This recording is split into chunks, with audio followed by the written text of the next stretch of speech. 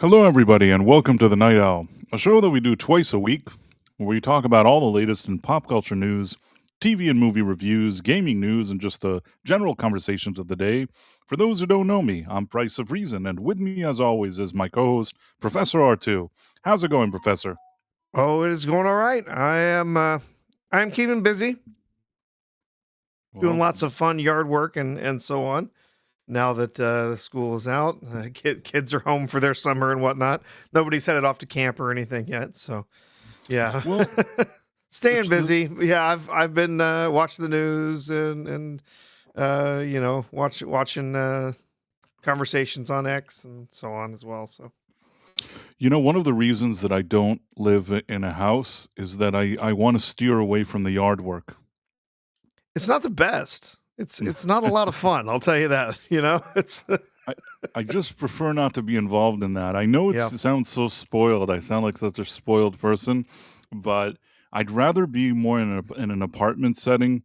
I don't want additional spaces that I somehow have to maintain. I'm not also the type of guy that I like to sit in my yard all day and do all the stuff. Maybe at some point I'll want to do that, but it's not my dream. I kind of like just, I don't know, the indoors.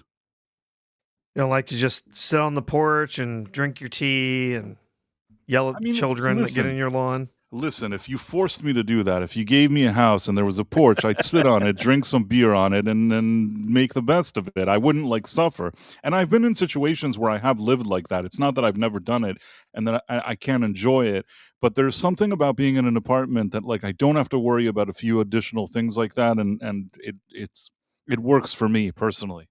But Yeah, I I'm get not it. knocking it. If people enjoy doing that, that's cool, man.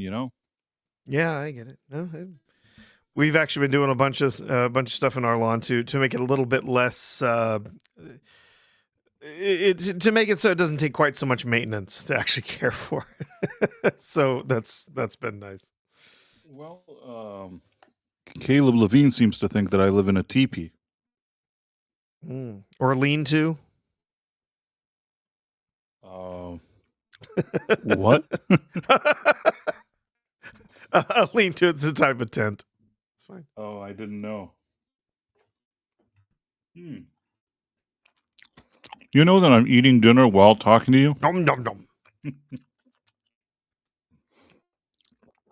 which it's a sign of respect. Oh, okay, yeah. It's like You it's know, like a mega geek always chomping down on food when we start on Mr. Brown.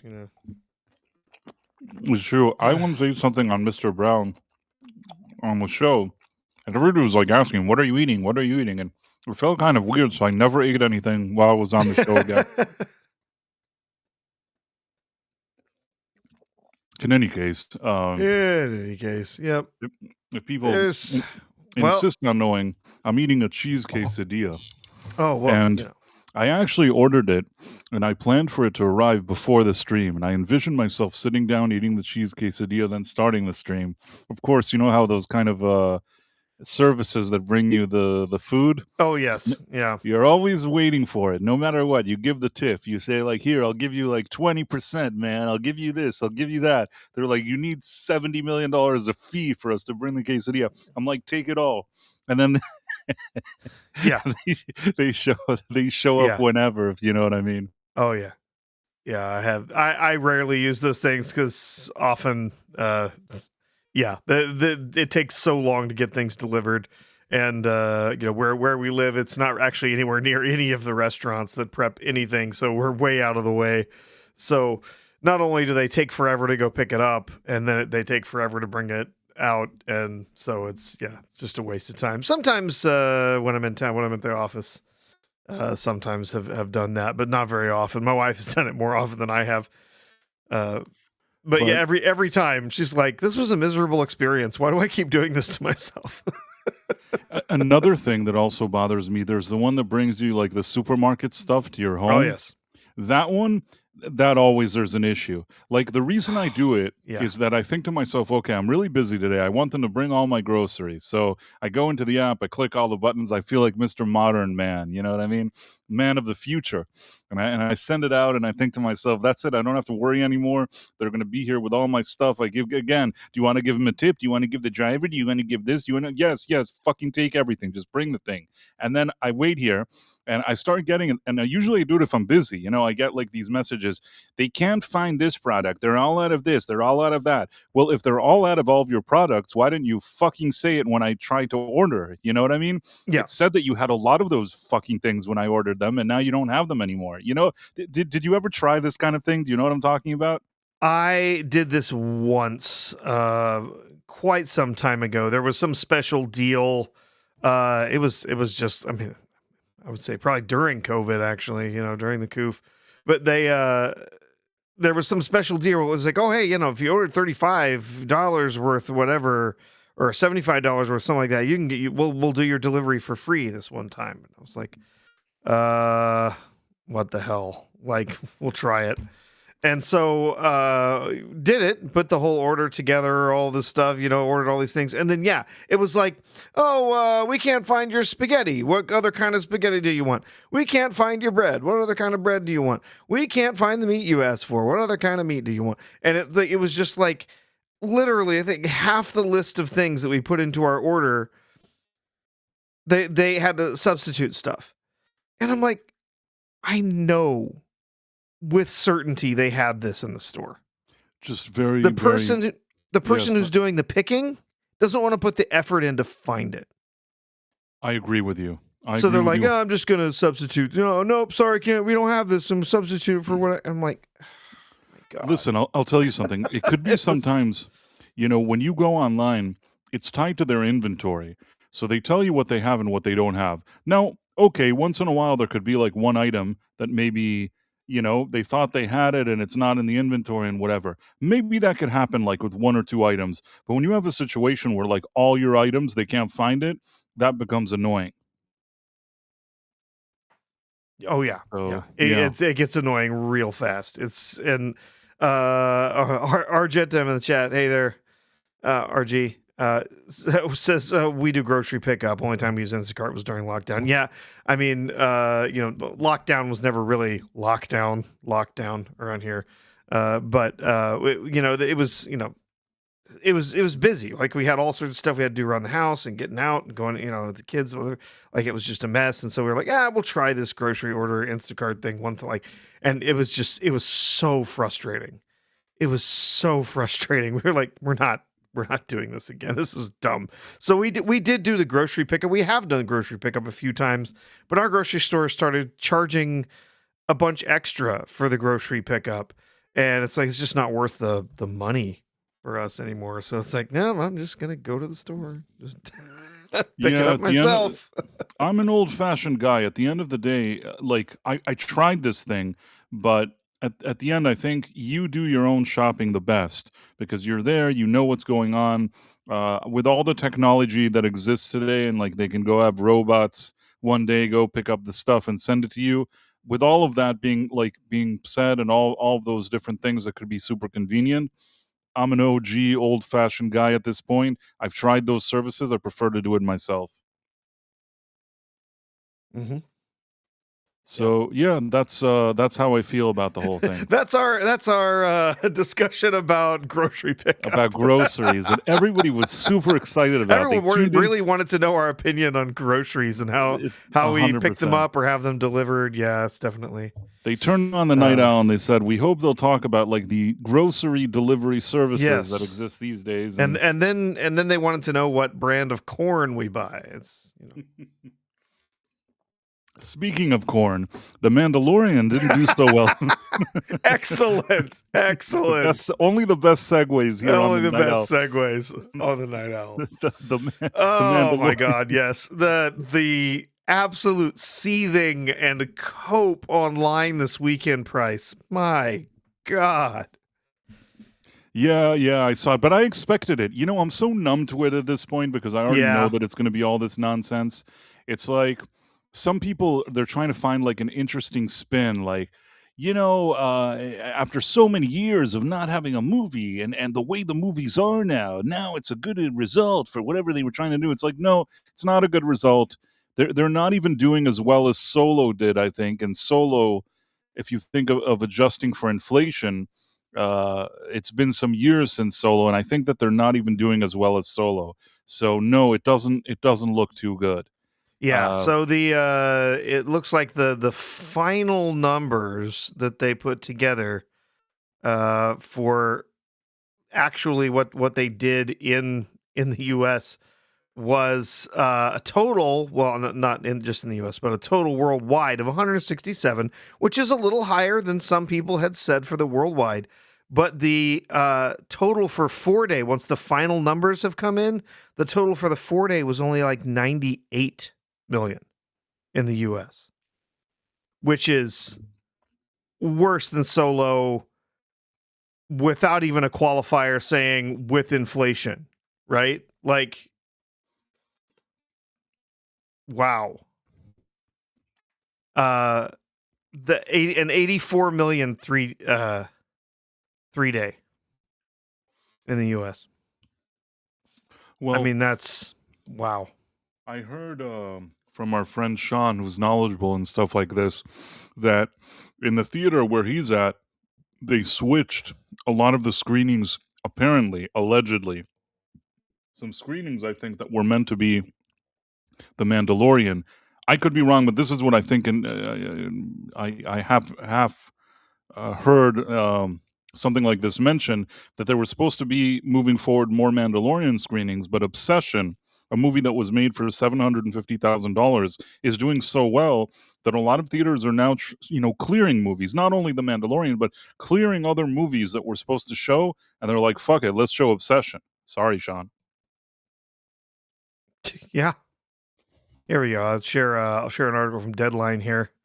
Oh, yeah, presentation mode there, Price, so we can see it. But so this is updated with Tuesday figures as of this morning, right? So weekends, Mandalorian and Grogu opening lower with 81 million 3-day, 4-day of 98 million in the US, lower than Solo: A Star Wars Story's domestic start. So if you go back, they do have some info in here about Solo: The Star Wars Story, what they said, an 84 million 3-day and 103 million 4-day for a total of 153 worldwide. So yeah, worldwide, actually, it overperformed. If you look at the international, it actually did better than they had thought. Although it didn't do as well as I was kind of expecting it would. I thought it would actually do better internationally, just because of the Star Wars name. I figured nobody cared that it was Mando and Grogu, just said Star Wars on it. But this is bad. The people who've been talking about, oh no, it's winning, it's made back its budget already. No, that's not how it No, it works. didn't make out. Yeah, Not I how it always love works. those weirdos. Yeah. Oh yeah. It's the number of people in conversations on X over the weekend that were like, no, it's already made back its money. I'm like, no, that is not how it works. It is a 50-50 split. One guy argued with me, oh, I used to work at theaters and they don't get 50% of the ticket sales. That's not how it works. They, in no industry could profit if that's how they made money. And I said, That's that has exactly been their business model. Yeah. that has been the standard for decades. Now, every movie's a little different. Now, we understand that. And actually, on the opening weekend, yes, typically a studio gets more of the box office on opening weekend than they do during the rest of the run. They negotiate this for every movie with the different theaters as to what they're going to get. Sometimes it's 70%. Sometimes, depending on the film, it could be upwards of 90% on opening weekend. But the typical breakdown, the average across all of the money that comes in is around 40 to 50% goes to theaters. And it gets really messy when you start looking at international numbers, because some of the international box offices, the studio only gets 25% of the total box office. The international theaters keep way more. So it averages out to about 50-50. And the number of people online that have no idea, just do not understand this at all. It's baffling. It's like, this is exactly how it's worked for a very long time. We always estimate 50% of the ticket sales are what they get to keep. And so, yeah, and it'll be, oh no, it's already made back its money. No, no, it hasn't. Plus, we know that 164 million figure that was filed with the tax rebates or whatever in California, that we know that number didn't actually include anyone above the line. It didn't include the actors' salaries. It didn't include producers, directors. Didn't include any of those people. It's just the 164 or whatever that they reported to California is the expenses they could get the rebate for. So that's not the whole budget, right? So we know the budget's probably at least 20 to 30 million more than that. It was probably a 200 million budget. So it's probably close to 200 for the actual budget of the movie. Yes, they'll get some tax rebates on that, but it's not huge. It's like I think 10 million, 16 million, something like that is what they're getting back from that. So that's not going to bring it down a whole lot. And so, yeah, it's huge. The budget is bigger than they've said. And even then, if you look at the typical multipliers off of this amount, 81 million for the 3-day. The typical multiplier for just an average, just box office performs just like, the average film is only 2.5 or 2.5 times what you make on opening weekend. Which means that this movie isn't even going to get to $400 million on that typical number. Now maybe it gets a 3x 3x multiplier, whatever. This is really bad, and the people trying to say that it's not are just unbelievable. There's so much cope, so much.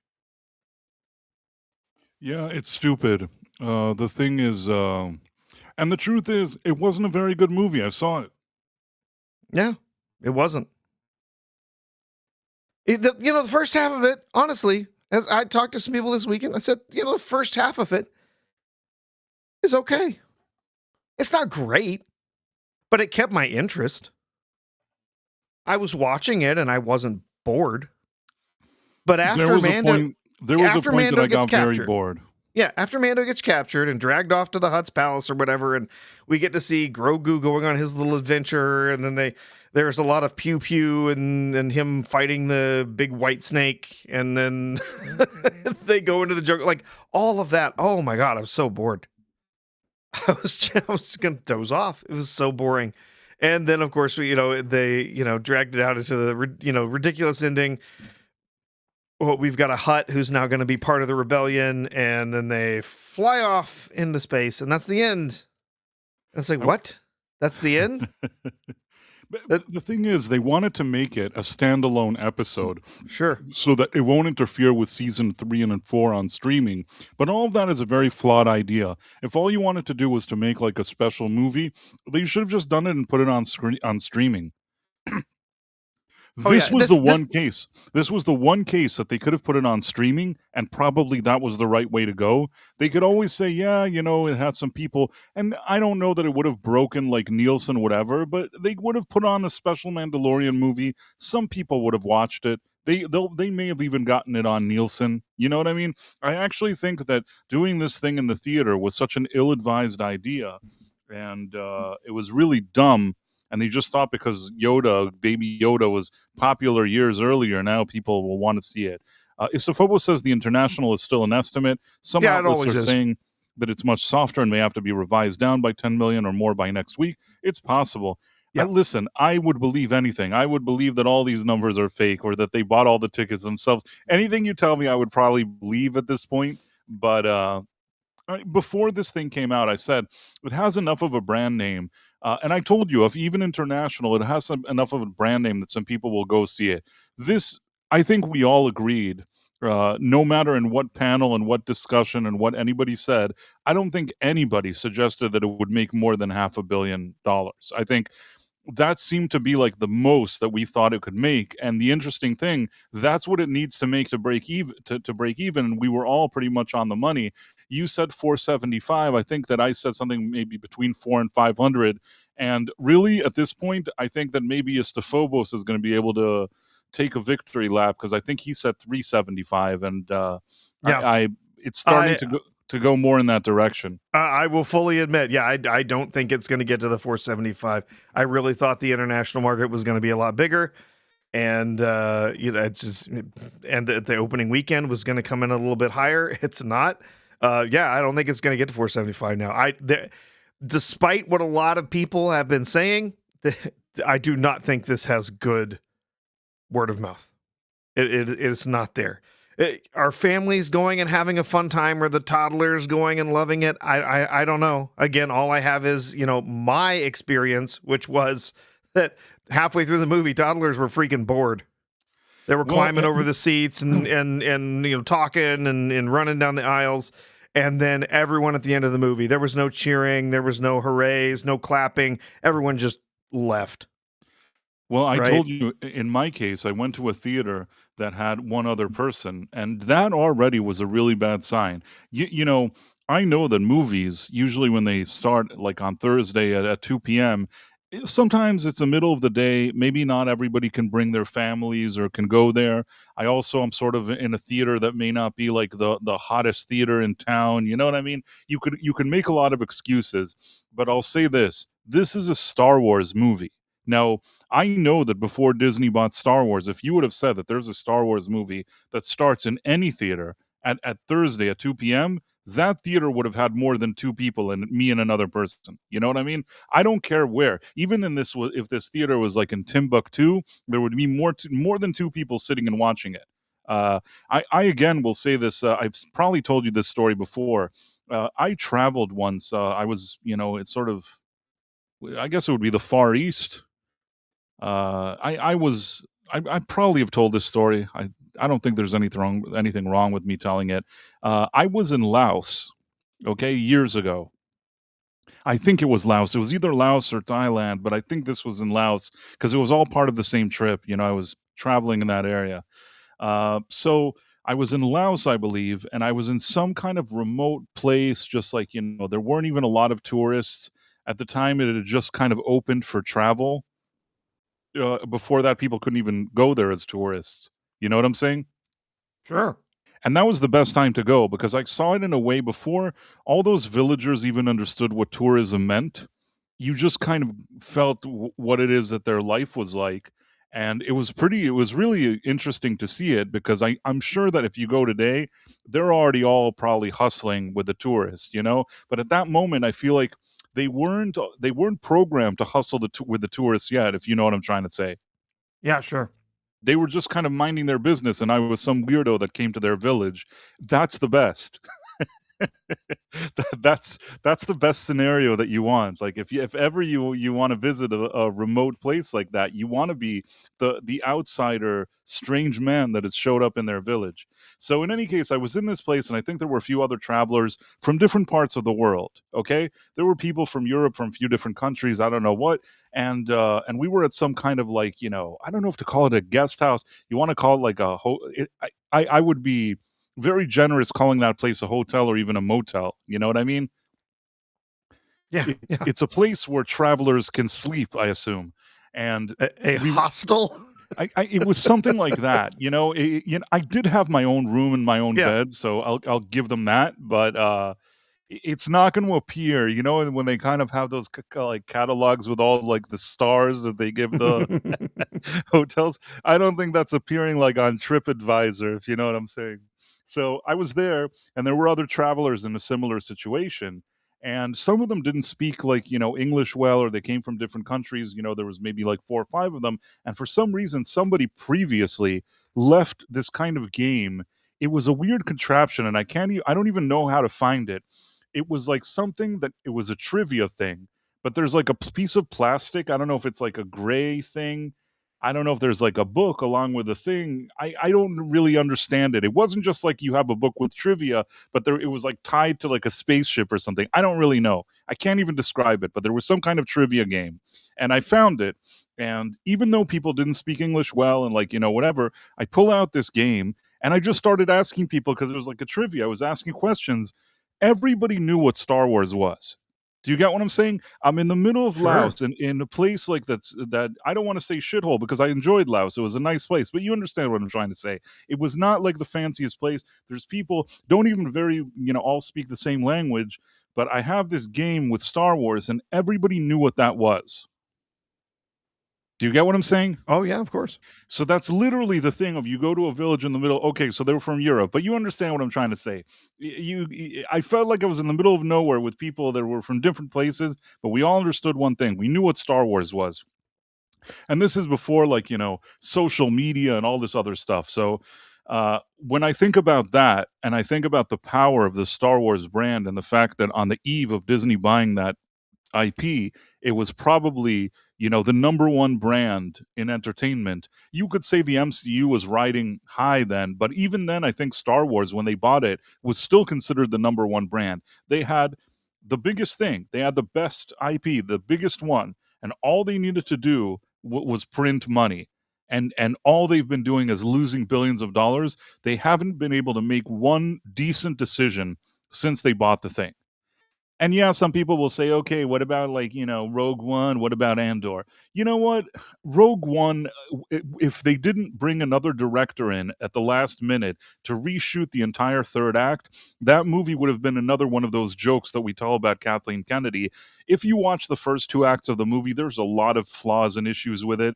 It somehow gets saved by a third act that like redeems the movie, that you walk out thinking, okay, that was pretty fun. That was a pretty decent experience. But it's a lot of fan service, and if you really watch it a number of times, you'll see that like there isn't as much substance there as you'd like.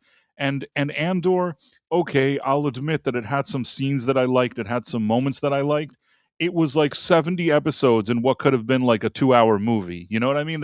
There were enough interesting things Sure. in there, but man, did they drag them for hours and hours, and I don't need such a slow burn. So, and by the way, the same guy that made Andor is the guy that came in. It's Tony Gilroy, who went to save the Rogue One movie. That's why then Kennedy gave him like the Andor show, thinking, okay, well, he saved that other, debacle. Maybe he can do something here. And yeah, I think he did a halfway decent job. If you didn't have the sequel trilogy and like Ahsoka and the Acolyte and all this Obi-Wan and Boba Fett show and all this shit, and you had maybe only Andor and like season 1 and 2 of The Mandalorian, and they only released Rogue One, and a few cartoons, Disney could still present themselves as like a halfway decent company. But unfortunately, with all the garbage that they made, there's no way you could legitimately say that. Yeah. No, this was a real this was a slop fest. I mean, it Slop, was. complete slop. The this is, in fact, I was having a conversation with someone this weekend, and I kind of decided that I'm not even sure I want to call this a movie. It's just content.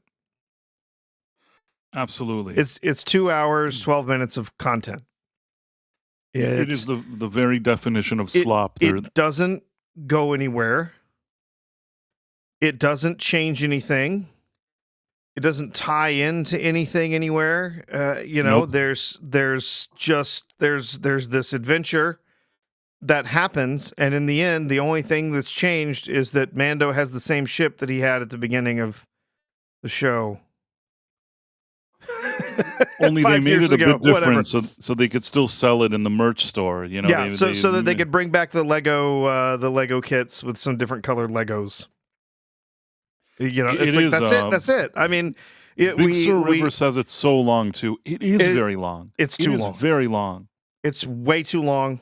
This should have been 90 minutes tops, especially if they're targeting a kid audience, children, especially, children like single digit age children with this. It needed to be much shorter, and it needed to be much tighter. The The dialogue is embarrassing. It's not good at all. Of I course, hate not to that that's say it. anything new to Star Wars in recent years. No, Disney Star Wars has got some of the worst dialogue in I any hate. movie ever. I'm going to say the most cliche thing now. It's cliche, but it could be true. It legitimately felt. I know it's so cliche what I'm going to say that AI wrote it, and I mean it. It really felt that way. If it turned out now that there's an expose, and it turns out that they used like one of those like Chat GPT to write it, it would make sense because it was so uh, generic and vanilla. There was nothing about it. There wasn't even a little bit of charm. You know what I mean? There wasn't anybody that's saying a sentence that's a little bit interesting. Have a dialogue that seems a little bit something. You know what I mean? I mean, when you look even like at Star Wars at the 1977, or you want to call it A New Hope or whatever you want to call it, but the real Star Wars, you watch that. There are so many good little things that are said there, little deliveries like by Han Solo, like there's just it has character. Now, some people will say that George Lucas didn't write the greatest dialogue, and maybe the actors there helped him liven it up a bit, and maybe they did, but at least there were actors there that understood that they wanted to liven it up, and they did it well. Whatever the case may be, they say that Carrie Fisher helped him, in some scenes that she was like, "Come on, man, you can't." You have to give it a little more something here, and that he would rework some of the dialogue. I don't have any issue with that. At the end of the day, there's fun. There's fun in that first Star Wars movie. There's little kind of digs that the characters take at each other, and little kind of a little bit of cynical jokes, but not in a way that's over the top, and it adds to the fun adventure of it. There's nothing fun about this Mandalorian movie. Nothing at all. Yeah, just didn't do anything for me. And In the end, it's more or less forgettable. I mean, really, it's did they do some interesting stuff in this in the way that they made it using some stop motion stuff and whatever. Sure, and I like that they did practical effects, and I like that they used puppets. I like all of that. Uh, the it's still boring. there's another issue here, and I think I told you this maybe last hour, maybe I didn't. The thing is that uh, Pedro Pascal, his voice is snoozy, and you don't even see his face, which is also snoozy. But if we saw it, it would be a little less snoozy. The movie, but when you don't see his face, and all you do is hear his snoozy voice from time to time, and Grogu is a puppet, you start running into problems. And like Rada the Hutt is like a CGI thing. Uh, you start running into issues because there's no human with emotions to anchor the show. I think I told you this last time. The late Carl Weathers, I always thought that guy, he brought a certain charm to the screen. You Um, did. I first of all think he was an underrated actor. I think his work in the Rocky movies is great. It's really great in those movies, Mhm. and he was a guy that. But I will say this: even in the Rocky movies, one of the best things about his character is that you feel this kind of larger than life personality that he had. There's a famous story that Stallone initially, like he sat there when they auditioned people for Apollo, and Apollo walked in, and he was very like Apollo walked in. Now, he was Apollo, but Carl Weathers walked in, and he came with a lot of this kind of almost arrogant confidence that was almost over the top. And I guess he was sitting and reading some lines, and he said, "Well, obviously in the movie you'll have a real actor working with me," or something like that. And the person he said that to, I think, was Stallone. And I think that he walked out of the room, and Stallone said, like, "I love that guy." You know what I'm saying? Yeah, sure. So I mean that was just the kind of guy he was. He brought a lot of like this kind of charm and energy to the screen, and it was this kind of like testosterone bravado or whatever it is. I think that in his later years he brought this kind of elder statesman bravado type of thing to it. If you watch those early Mandalorian episodes, anytime you see Carl Weathers, he brings a little bit of flavor to this, because all you're doing is watching some, stuntman in a suit with Pedro Pascal Oh yeah. snoozing through the lines. You need something else. And I will say this again. I like Gina Carano. I like her a lot. I think she's a very nice lady, and she's very pleasant, and I genuinely am fond of her. I'm not going to argue that she's like the Meryl Streep of actresses, but I will say that on the Mandalorian show, having a lady hang out there along with Carl Weathers, flanking the Mandalorian with a few people that bring a little charm to the screen, including Gina Carano, I think that balanced the whole Mandalorian and Grogu thing. You know what I Yeah. mean? I Oh yeah, think yeah.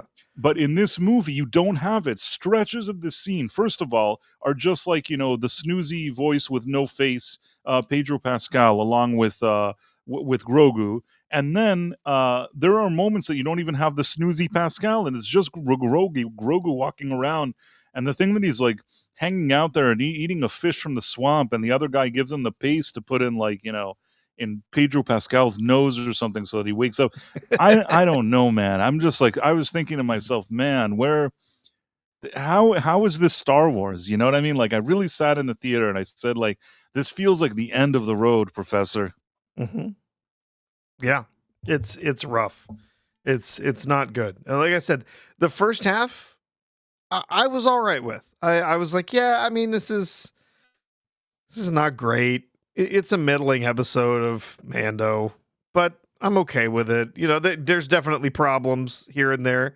There were some things that I thought were clever. There were some, like I said, and I enjoyed the puppet work and the work from the animated figures and stuff. But some of the CGI was a little dodgy. Some of it was good. Some of it wasn't. But anyway, yeah, it was the second half that just really dragged things down for me. But you're right; it is missing.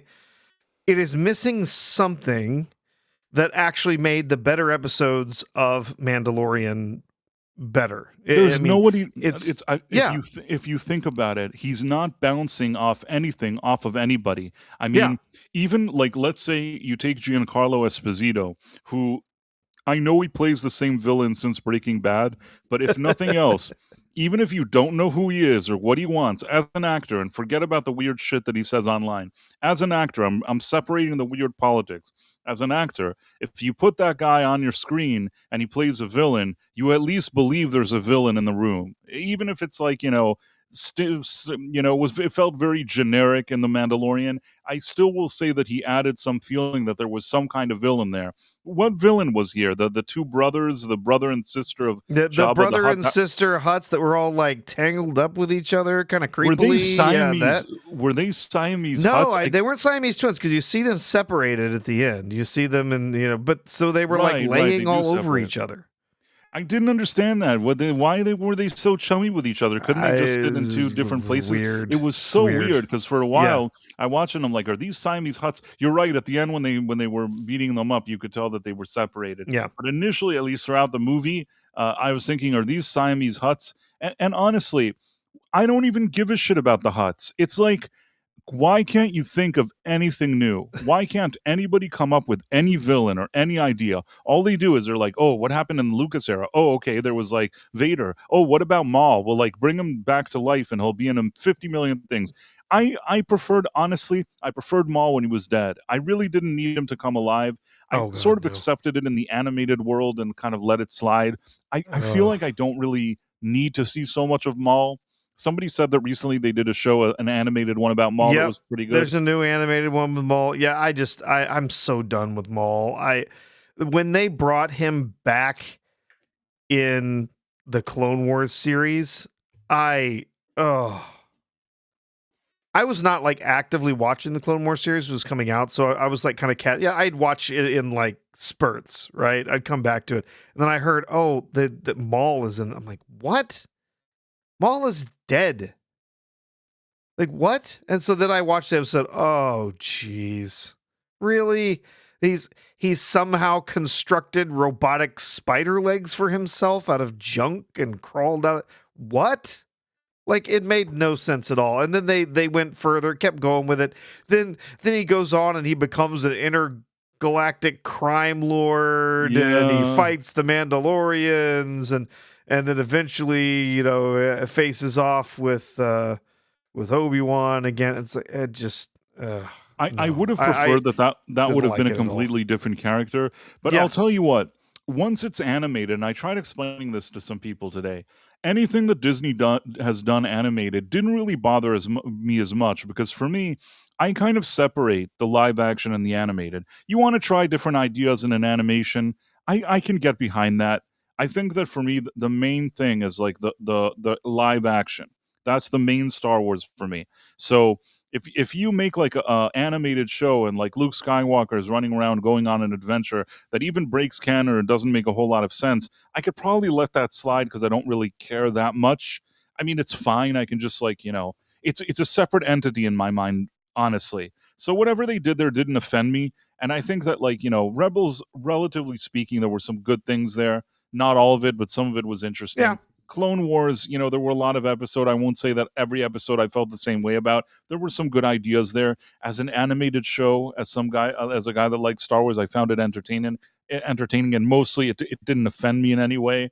But that all doesn't matter. I think that the problem is the live action. That's for me Yeah. something else.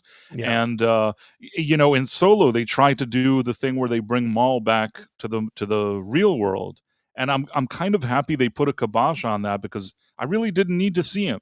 I don't need to see Maul anymore. I feel like the way he died in Phantom Menace, I don't think I need any more of it. Yeah. And I don't it's like somehow Maul returned, right? He was cut in half and fell how many hundreds of stories into whatever at the bottom of that shaft. Like he's dead. Right. It's so dumb. It's the same with Emperor Palpatine. Uh, you know what's funny with somehow he returned is that years ago I posted something, I can't remember it now, that I said that Oscar Isaac, you could tell that when he was like saying the sentence how dumb it was, and Yes, I think he he knew knew how exactly dumb how it dumb it was. was. And more recent times, he actually said that stupid sentence, like it was in reshoots, which obviously it was in reshoots. It was obviously they brought him back. He probably thought to himself, "What the fuck are these people talking about?" And he had to say the dumbest line in the whole movie. I feel bad for Oscar Isaac, but I'm going to tell you something. That guy is a good actor. He is a good actor. Yeah. He probably out of that, I won't say that Adam Driver is a bad actor, but I'll say that out of the sequel trilogy, probably one of the best actors in that whole thing.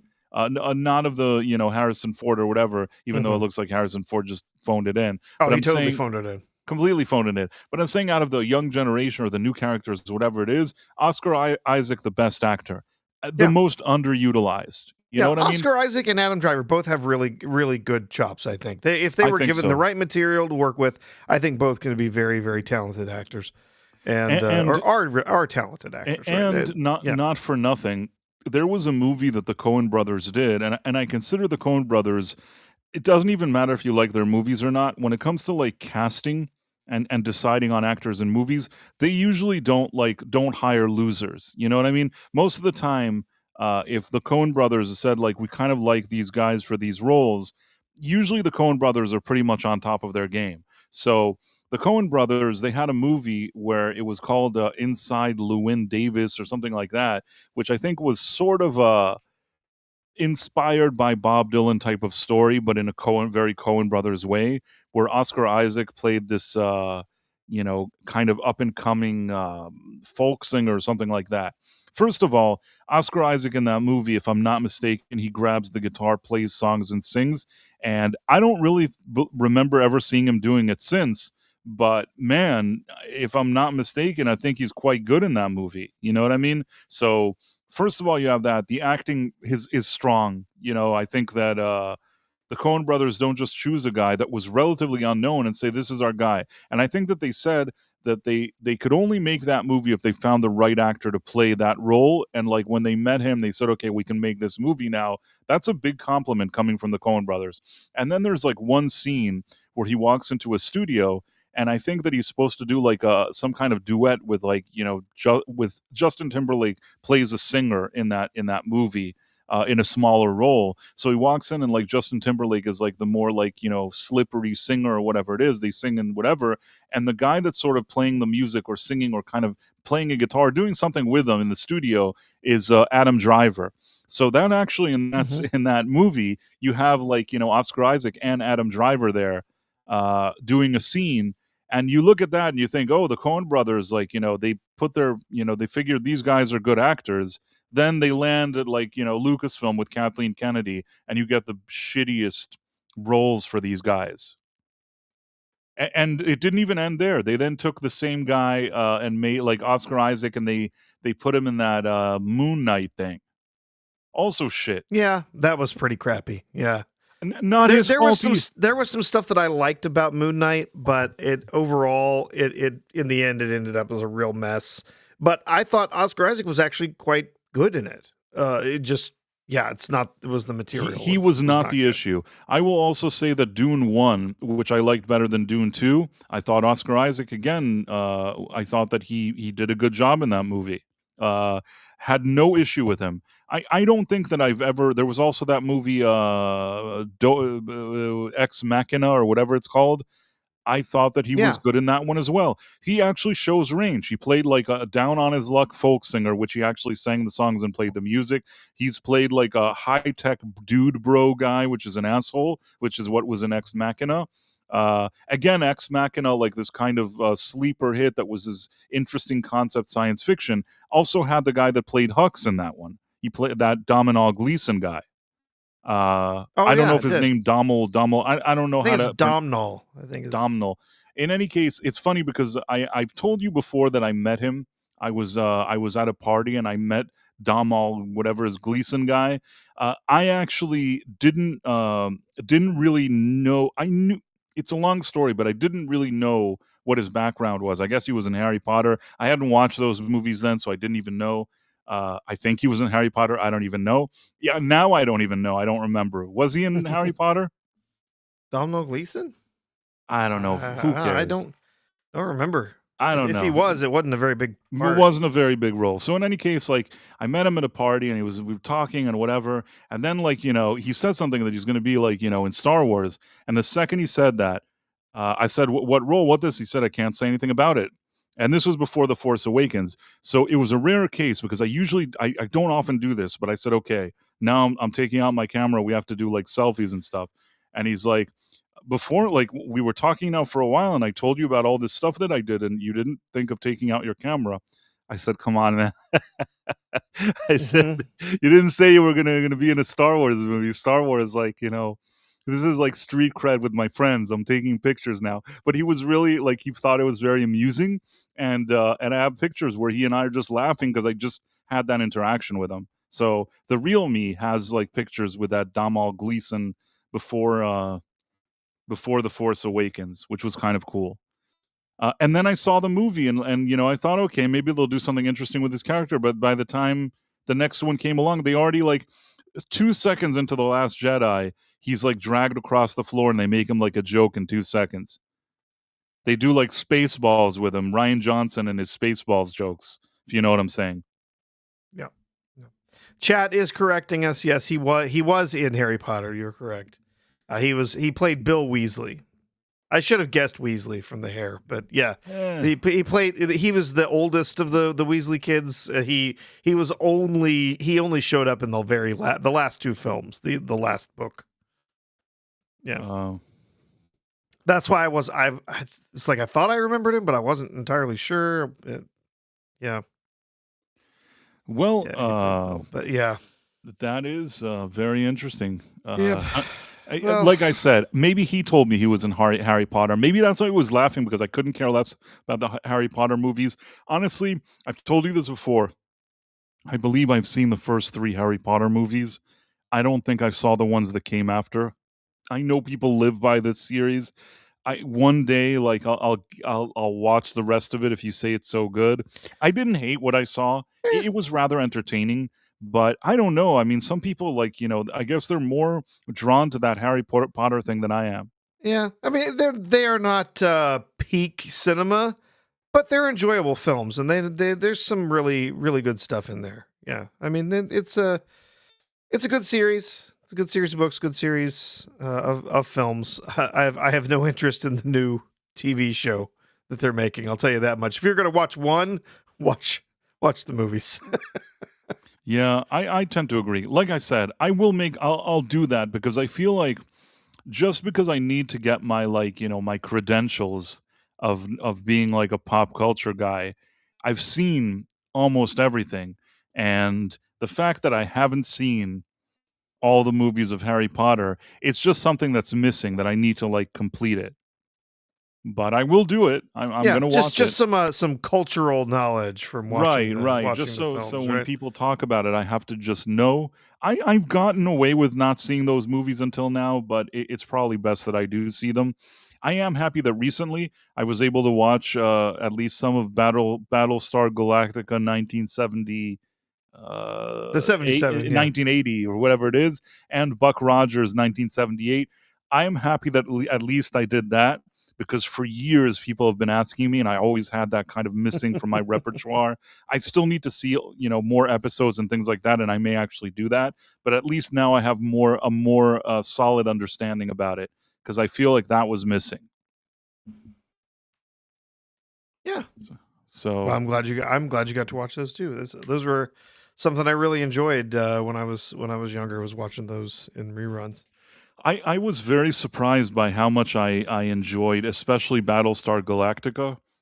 I always thought to myself, man, it's because people would tell me it's a show, it's from like 1978 or 79 or whatever it is, and I think, I'm going to start watching it. They're all excited because they saw it as kids. I'll probably watch it and I'll think it's like, not as exciting. I was worried about that, but then I actually watched it and I was excited. So say what you want. I liked it.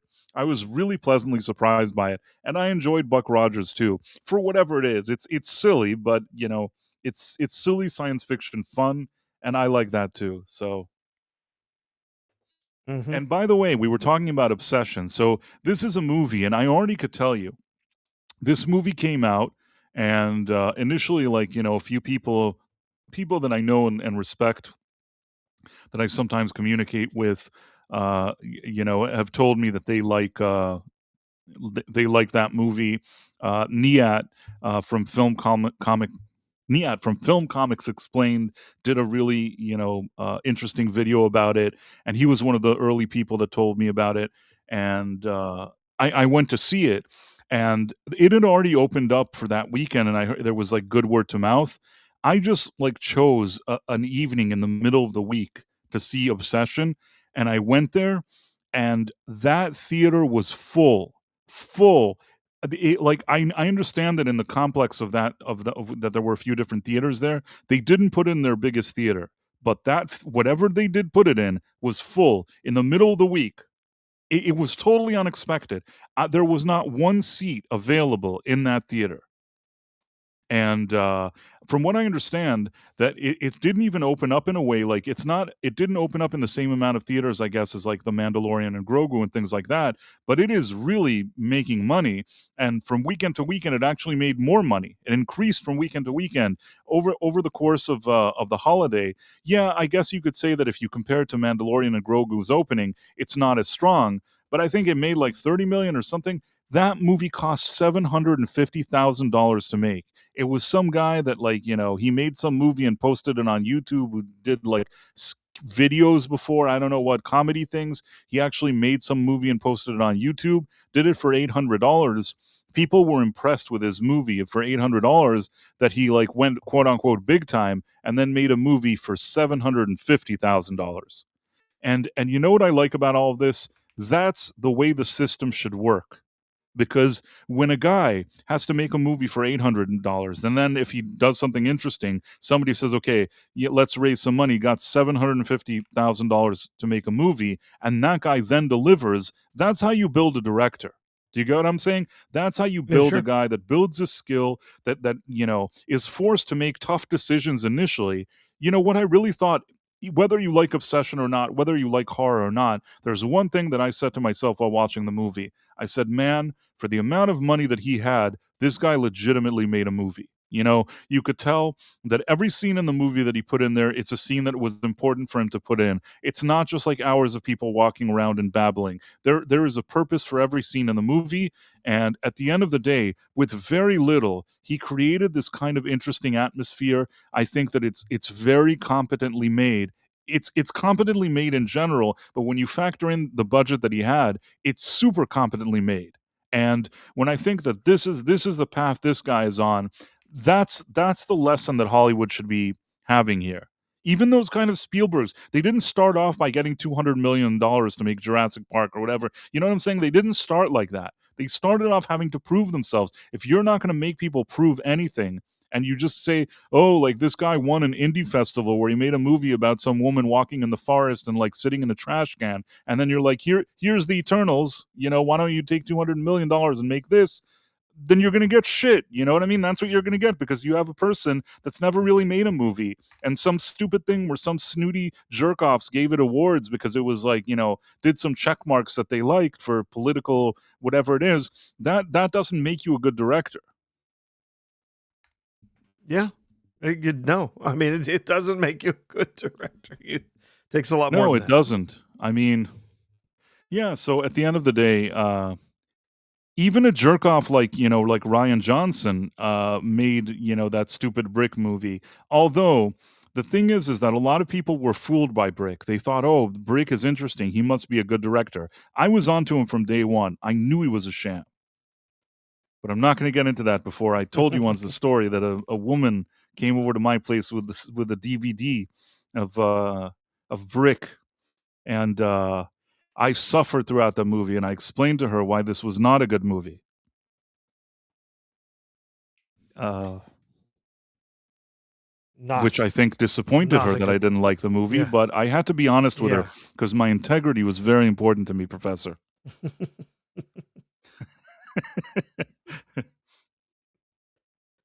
We all have to stand for something.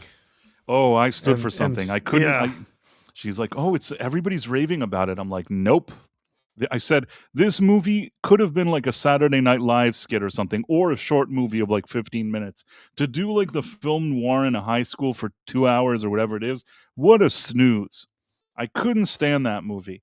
And later, everybody was like, "Looper, the thinking man's movie." But again, I didn't like it. as much as I think he's a jerk off, Ryan Johnson, at least I'll say that Brick cost very little to make. And then Looper, I think they gave him like, tens of millions of dollars to make, but he also didn't have like hundreds of millions to make it. In both cases, I think that the result was overrated and he's like a jerk off, in my opinion. But at least even he did the minimum, I guess. I never would have given him a Star Wars. I don't think that he proved he could No, do any no. kind of Star Wars movie. On the first watch, just sort of like half paying attention, like Looper was like, yeah, it's not so bad. But then when you take like 2 seconds to think about it, the whole movie falls apart.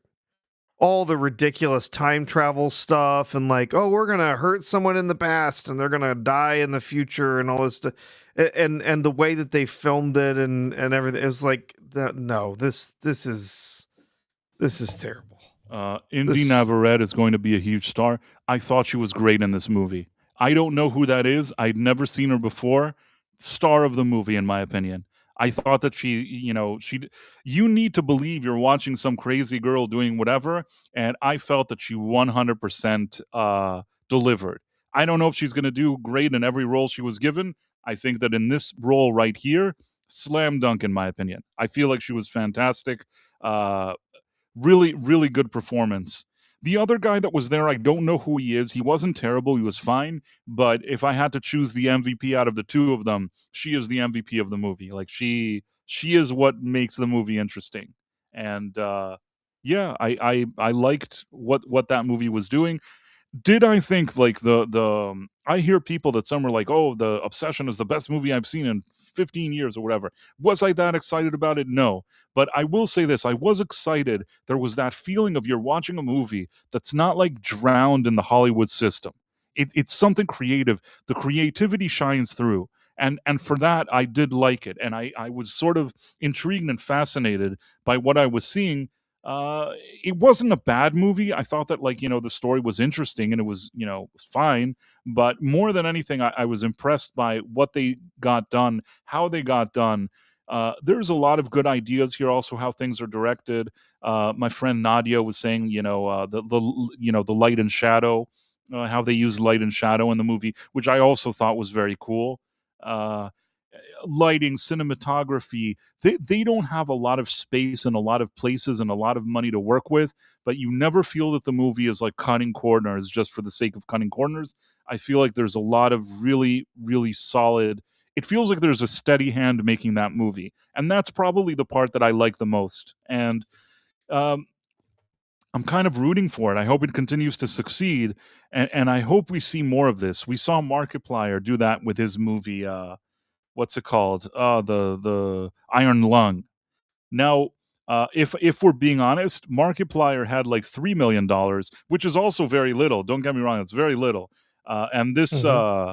this person right here, this Curry Barker or whatever his name is, he had 750,000. If I had to give the medal to one of them, I'm giving it to Curry Barker. Like, man, the problem I had with the Markiplier one, I like the ambition and I like that there was a cool idea there, but man, it was a pretty lengthy movie for me. Did you see that movie, Professor? The Iron Lung? No, no. So that movie, it's like a guy that's stuck in a submarine in some like futuristic apocalypse or whatever, and he's stuck in like a sea of blood in some weird submarine. It was interesting. It was an interesting movie, and I thought that it had a lot of interesting things that it did, but it did feel like at times that I'm just sitting. It felt like, I don't know if to say a slow burn, but I felt like I needed it to get going sooner than it did. Oh, did we lose Price? Think his internet connection might have gone kaput. We'll see. Yeah, that's. I did not see Iron Lung. I'm familiar with actually the video game that it is based on. I haven't actually played it. Oh, is Price back? Did I disappear or did you disappear, Professor? I think you disappeared, buddy. I want Yeah, the audience to tell us. Did the yeah. professor disappear? I'm looking at the YouTube, and you're locked up. So yeah, it was you. It was me. Am I back now? You're back. We When can did see I you. leave? You were talking about Iron Lung, and Oh, it that's so weird. it wasn't super long ago. Yeah. Okay, in any case, what I said was Iron Lung was too much of a slow burn, and I would have sped up the process there. But I appreciate the ambition, but I think that it could have been done better. In this case here, I think that like this is the maximum you'll get for a $750,000 movie. And you know what also means? Hollywood should be taking gambles on young or newer or people that are new on the scene that have ideas. That's what we used to see in movies. John Carpenter, the way that like he became John Carpenter is because they needed like a movie with a slasher, and he made Halloween. And if you see these kind of behind the scenes of how he made Halloween, it's like completely shoestring. He had his friends sitting around, like, it's like a close, tight knit group of friends that are all making this movie together on the shoestring budget. And you know what? The movie has the charm it needs. Halloween. You may not like those kind of movies, Professor, but I think that the movie does what it needs to do. You know what I'm saying? Mm-hmm. And then when they say, okay, well, you did this well, why don't you give this? Why don't you do that? Why don't you do the thing? Like, if you don't start showing that you could do something legitimately with like $5, why would anybody give you $5 million or $500 million? Yeah. And it's still possible. It's possible to do it. We've somehow been put to sleep by Hollywood, where they kind of created this reality where if you don't have $200 million, you can't make a movie. That's bullshit. That's bullshit. And this Obsession movie is mopping the floor with Hollywood. It is mopping the floor with them. The Iron Lung quite did that as well, but I think that the Iron Lung, there was a lot of like people rallying around this guy and supporting him because everybody wanted him to succeed because we could appreciate the ambition. But with Obsession, it's a step beyond that. Do you get what I'm trying to say? Mm-hmm. It's not just that we're like, okay, we're rooting for him because it's a good cause. In the case of Obsession, I feel like the man genuinely made a good movie with very little. Yep. And then Nazi 3PO says Iron Lung was impressive along with Project Hail Mary. Yeah, I mean, again, very different budgets. I again, that's why I said I appreciate the effort made by Iron Lung. It wasn't. It didn't feel like like an idiot making it. I feel like he put a lot of heart and soul into it. It was certainly better than the Chris Stuckman movie, which I felt like kind of missed the mark there. I wasn't as mean to him as some other people were, even though I'm not a big fan of his. But yeah, there were a lot of things that I had issues with that Chris Stuckman movie. Again, even he didn't have a gazillion dollars. So in Chris Stuckman's case, he made a movie for like, a million and a half or whatever. Then somebody said it was $2 million. He made a movie. It wasn't the best movie. I don't know if he's going to be making more movies. Maybe he will. Maybe he won't. Maybe he'll get another chance and he can refine his skills. Maybe he won't. But what I will say this: they started off. Nobody is going to shed any tears, over a low budget movie of $2 million. Do you get what I'm trying to say? Hmm. I don't. Do you get like it's not the same as like investing in Indiana Jones and the Dial of Destiny and then saying, Yeah. "Oh, like we lost $500 million." You lost $2 million. You tried to make a movie. In terms of movie making, it's not a big deal. You know what I mean? Like for whatever it's worth, it's probably going to find an audience somewhere. Somebody that invested something is may even make their money back on a $2 million movie, even if the movie isn't very good. Yeah. We, So we that's the gotta thing. have more indies, more low budget films. The bigger these budgets, the less and less likely they're actually going to make any money. And when you get when you get these films with these unlimited budgets, if you remember, we heard that was it oh uh oh I forgot. There's movies that are getting all this money, these enormous budgets, and then they're just made so sloppily, right? Like, oh well, we'll try like 9 different versions of these shots, and then we'll pick which one we like best, right? We'll do all of this different stuff. We'll try all of these different all of these different ideas, and then we'll just sort of patchwork it together and see what we get out of it, right? And it's these wild budgets, and you get these movies that have no real vision behind them. They're just sort of this generic product, again, content that's just sort of put together and manufactured to be as unoffensive as possible so that they can draw in the biggest audience. And it's terrible. I have a feeling that studios are now approaching, as we speak, approaching that Curry Barker guy, and he's probably getting really interesting offers right now. But at least he did something that earns it. He started with a movie on YouTube for $800. He then made a movie for $750,000. If a studio now says, "Hey, we got $10 million," although knowing Hollywood, they're going to in 5 seconds give him like $100 million. But if they were smart, they'd be like, "Hey, here's 10. Here's $20 million. What can you make?" Uh, I'd like to see what this guy can do. Like, if you give this guy less, he probably can do stuff that's more interesting because it's going to put him in a situation that he has to kind of hone his skills and improve himself or whatever I'm trying to say. But Hmm. Istophobos has given us a 99-cent poop sticker, and we always appreciate Istophobos, who is, of course, a friend of the channel. That And that's a that's not a poop sticker. That's supposed to be a hut. it's Rada the Hut, Baby Jabba, or whatever it Yes, was. that's what he said. It's a hut sticker, actually. It's a Yeah, hut sticker. Well, they because they couldn't just even look like big rolling turds. they couldn't even think of anything. They couldn't think of anything else. They're just like, oh, well, we had Jabba the Hutt, now this is Huts. We had Yoda, so this is Baby Yoda. It's like, can't you think of one fucking thing? The only thing they did was they brought like the Babu Frick ones, which is like, was invented in that J.J. Abrams stupid movie. And yeah, I don't know what to tell you. I mean, I guess after years of making shit, one of the only things that wasn't especially offensive was that Babu Frick thing. The people didn't especially go out of their way to hate it. So they're like, well, everybody liked that, so let's throw them into the movie. And then Hmm. what else? Nothing. What else? Stormtroopers, I think, are here. I can't even. Are there stormtroopers? I can't even remember. No, there aren't stormtroopers. What are the people that he's fighting? They're like robots, but it also felt recycles. Oh yeah, no, a whole bunch of the bots that he fights are battle droids Right, they were from that like the we've seen Phantom Menace before. kind, Yeah. right? That's what I thought. Listen, I watched this movie a few days ago, and already like my mind is deleting it. But I recall that there were like those kind of Phantom Menace Roger droids walking around, and I think that like that felt unoriginal. Even they brought back the same spaceship from before. Like, why don't you do one thing that really like never existed before, and you're like, wow. The only thing they did was the guy, I guess, the creature next to the swamp that gave him like the paste. That was like quote unquote the new creature. But otherwise, it was all stupid. Even like you brought this to my attention because they looked familiar.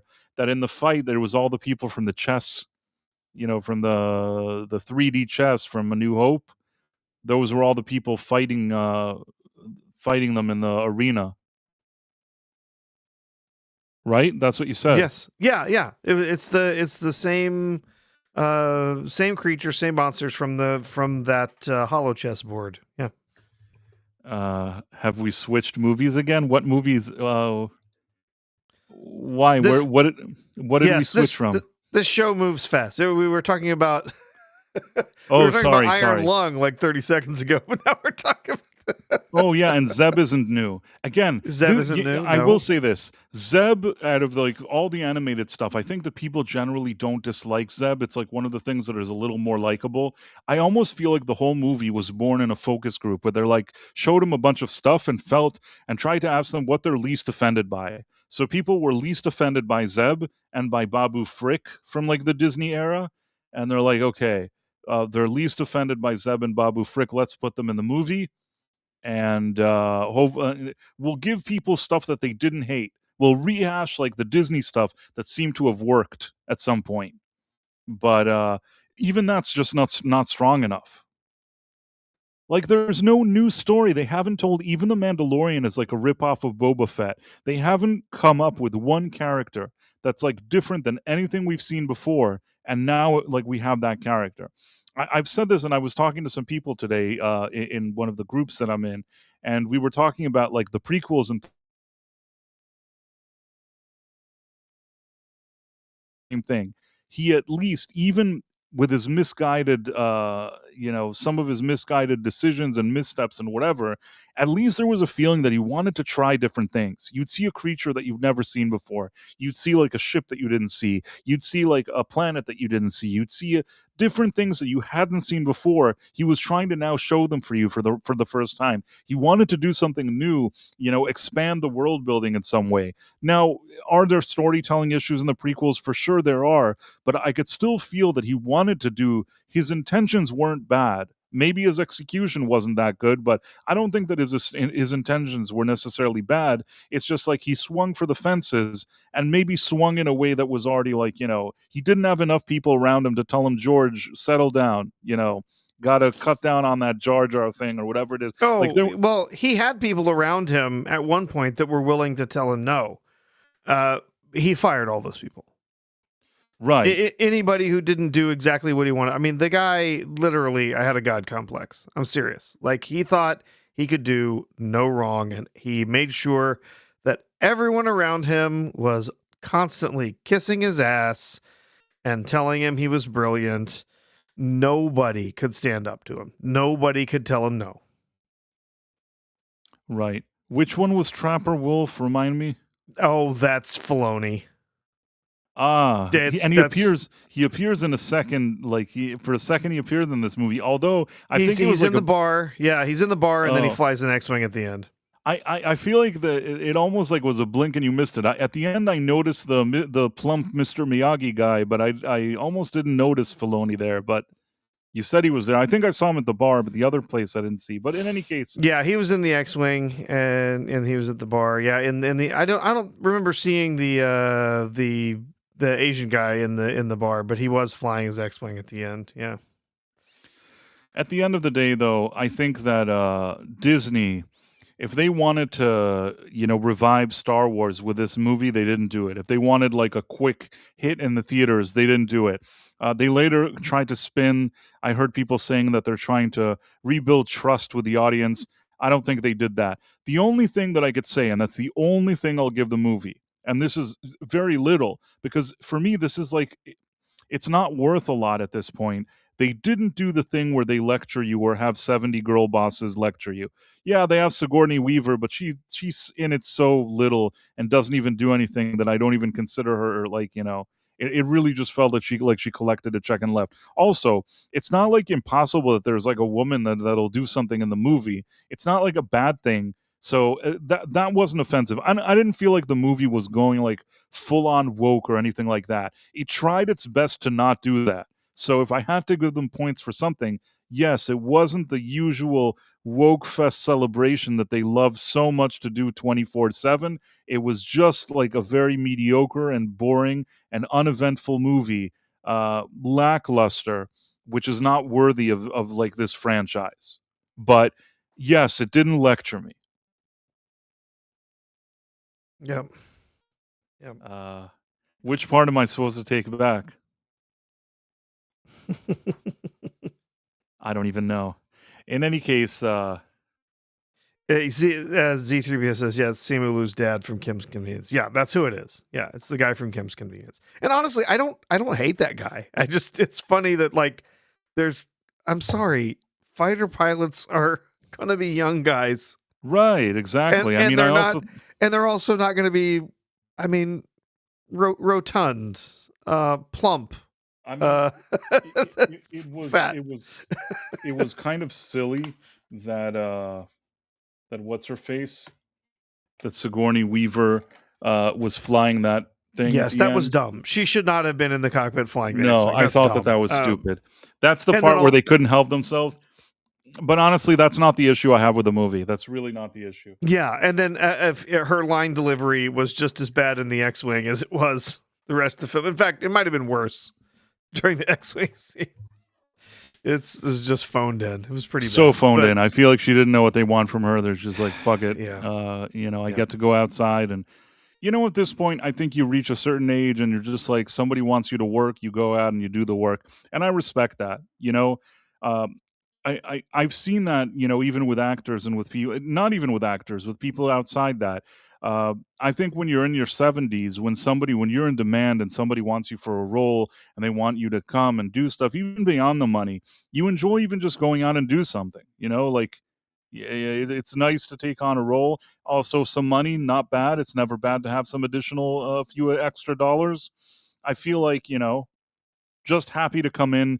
Her role was rather small. She came in probably in 2 days. She probably filmed all of her scenes. Maybe one day. Oh yeah, I think she was on set about as long as Pedro Pascal was. Probably. I think Stephen Bloom, who did the voice for Zeb, probably spent more time working on this than You're probably right. Than they And yeah, and Obsession, like I said, if you're more into this kind of horror, fantasy horror, I don't know, supernatural horror, that's really the thing to call it. If you want to watch something quirky, supernatural horror, Obsession is a good movie. I don't know. Again, I hear people loving it more than I did, but I still didn't dislike it, and I thought that very much appreciated the work that was done there. So Yeah. It's getting some absolutely wild buzz, and it is performing incredibly well at theaters. I mean, for being a horror picture, right? For being a horror film, which typically is not going to gross all that much. It's going to have a much smaller audience. It's R rated, but horror. Uh, People who love horror, they're open to lots of different stuff, lots of new stuff. They love something that's new and from a new creator that's different than something they've seen before. And this is apparently just hitting all the right notes for those people. I am not a big horror fan, never have been. It's not going to talk to me. It's not going to be something that I'm going to really enjoy. But you know what? It's fine. I mean, if that's what you're into and you love horror movies, that's great. Go. It sounds like a lot of people are really loving this. I mean, we're talking about a movie. What did you say this cost? seven Cost hundred and about fifty thousand yeah, this dollars. under a million, right? And it's pulled in a worldwide box office of $84 million. Insanity. It is putting the Mandalorian and Grogu to shame. Imagine they spent $200 million and you don't even know if they're going to break even. This guy spends 750,000. He already made 84 million. It's embarrassing for Disney. And I told you that from what I understand, theaters are now like basically doing less Mandalorian and Grogu and saying let's give those theaters to Obsession because let's increase people actually want to see it. This one just keeps building from week to week.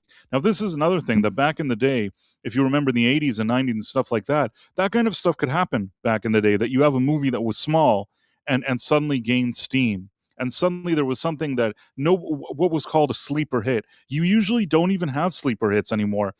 It used to be that sleeper hit was something that Hollywood made, but now the only time we see sleeper hits is like something like this, because Hollywood doesn't intend to do a sleeper hit anymore. They spend $200 million on a movie. They're not expecting it to be a sleeper hit. They just want it to be a blockbuster. Yeah, Whereas, and back in the day, how were new, and it's not only with directors, how were new actors discovered? How were new creators? How were new things discovered? Because you had these smaller productions shining a light on them.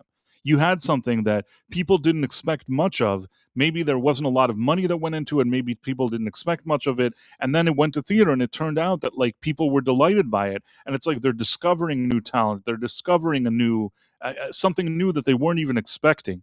And that kind of authentic, genuine buzz has been missing from the Hollywood system for a very long time. And this guy managed to recreate it with very little. Like somebody said here in the chat, this actress is going to be a big star. Yeah, you see it. You're like, I've never seen this actress before. I don't even know who she is. I like her. It's a feeling that I don't even remember the last time I had that. I don't remember the last time I saw a movie that was like, I thought, oh wow, I like her. Like, I don't really have that. It's just because for the past, I think, I don't know, 10, 20 years, I feel like Hollywood has decided in their boardroom meetings, based on different factors, the 10 people, they're just going to recycle into all of their movies. Like Pedro Pascal, they decided he's going to be in all the movies for like 2 years. I don't think that worked out very well for them, but it's just like, you know what I'm trying to say? yeah. They decided, like, there's like a roster of like 10 people that you're going to see them in every movie and they won't leave you alone. Maybe after several flops, they'll like be like, fine, we won't put them there anymore. Like Rachel Zegler, at some point they're like, fine, fuck it, let's stop putting her in movies. But by the way, Rachel Zegler, I think, is going now to Broadway with that stupid Evita thing. She did her like her Evita in London, where she kind of built a little bit of steam there. Now she's doing the Evita on Broadway. uh I honestly think I don't mind. I hope that like she stays on Broadway. Broadway is the one place that she can get away with being like the snooty, insufferable, I don't want to say a bad word, Professor. Snooty, insufferable, what word am I looking for? Um. Snooty and hmm, insufferable. People in the chat can help me out here. let's see. Rachel Bitch. Zegler is a snooty and insufferable. I want to say this nicely. Oh, okay. All right. Um. I'm looking for a positive word. Waste of air. As the Fobo says, see you next Tuesday. That's fine, I guess. In any case, so yeah, at the end of the day, she's insufferable. But if there's one locale that like will absorb her snooty, douchey, crappy behavior, it's Broadway. That's the place. That's the place that is going to welcome her with open arms. She can go do her Evita and talk to everybody about how much, like, her political opinions all day, and how much she I don't want to get into it, but you know what I'm trying to say. She can lecture people about her stupid crap and hate on the people that did this and lecture people and whatever. It's going to be a perfect setting for her. I do hope that they limit her to Broadway. I hope that she's not doing this to like then come back and be in movies again. Because man, what it would be really suffering to see her in more movies again. Although if she is in movies again, at least it'll be interesting on, probably at least interesting on Twitter and on YouTube.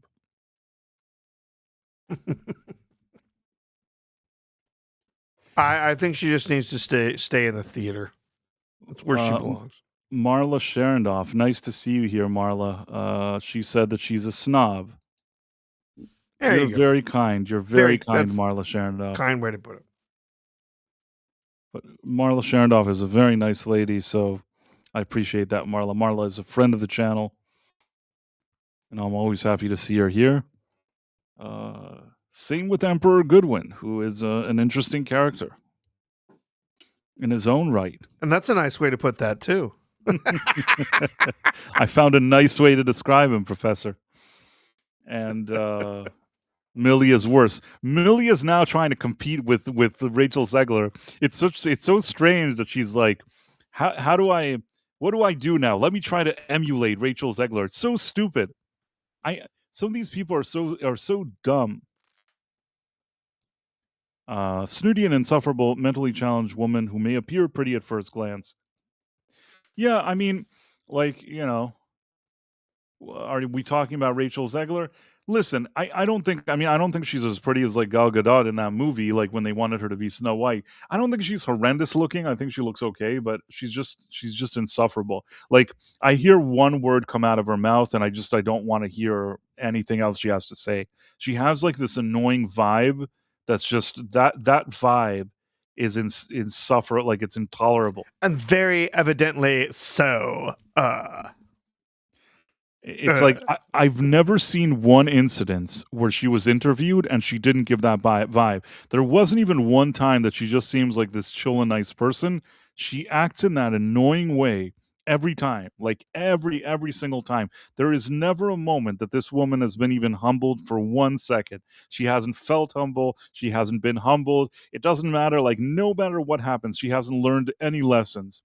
And that kind of annoys me. You know what I mean?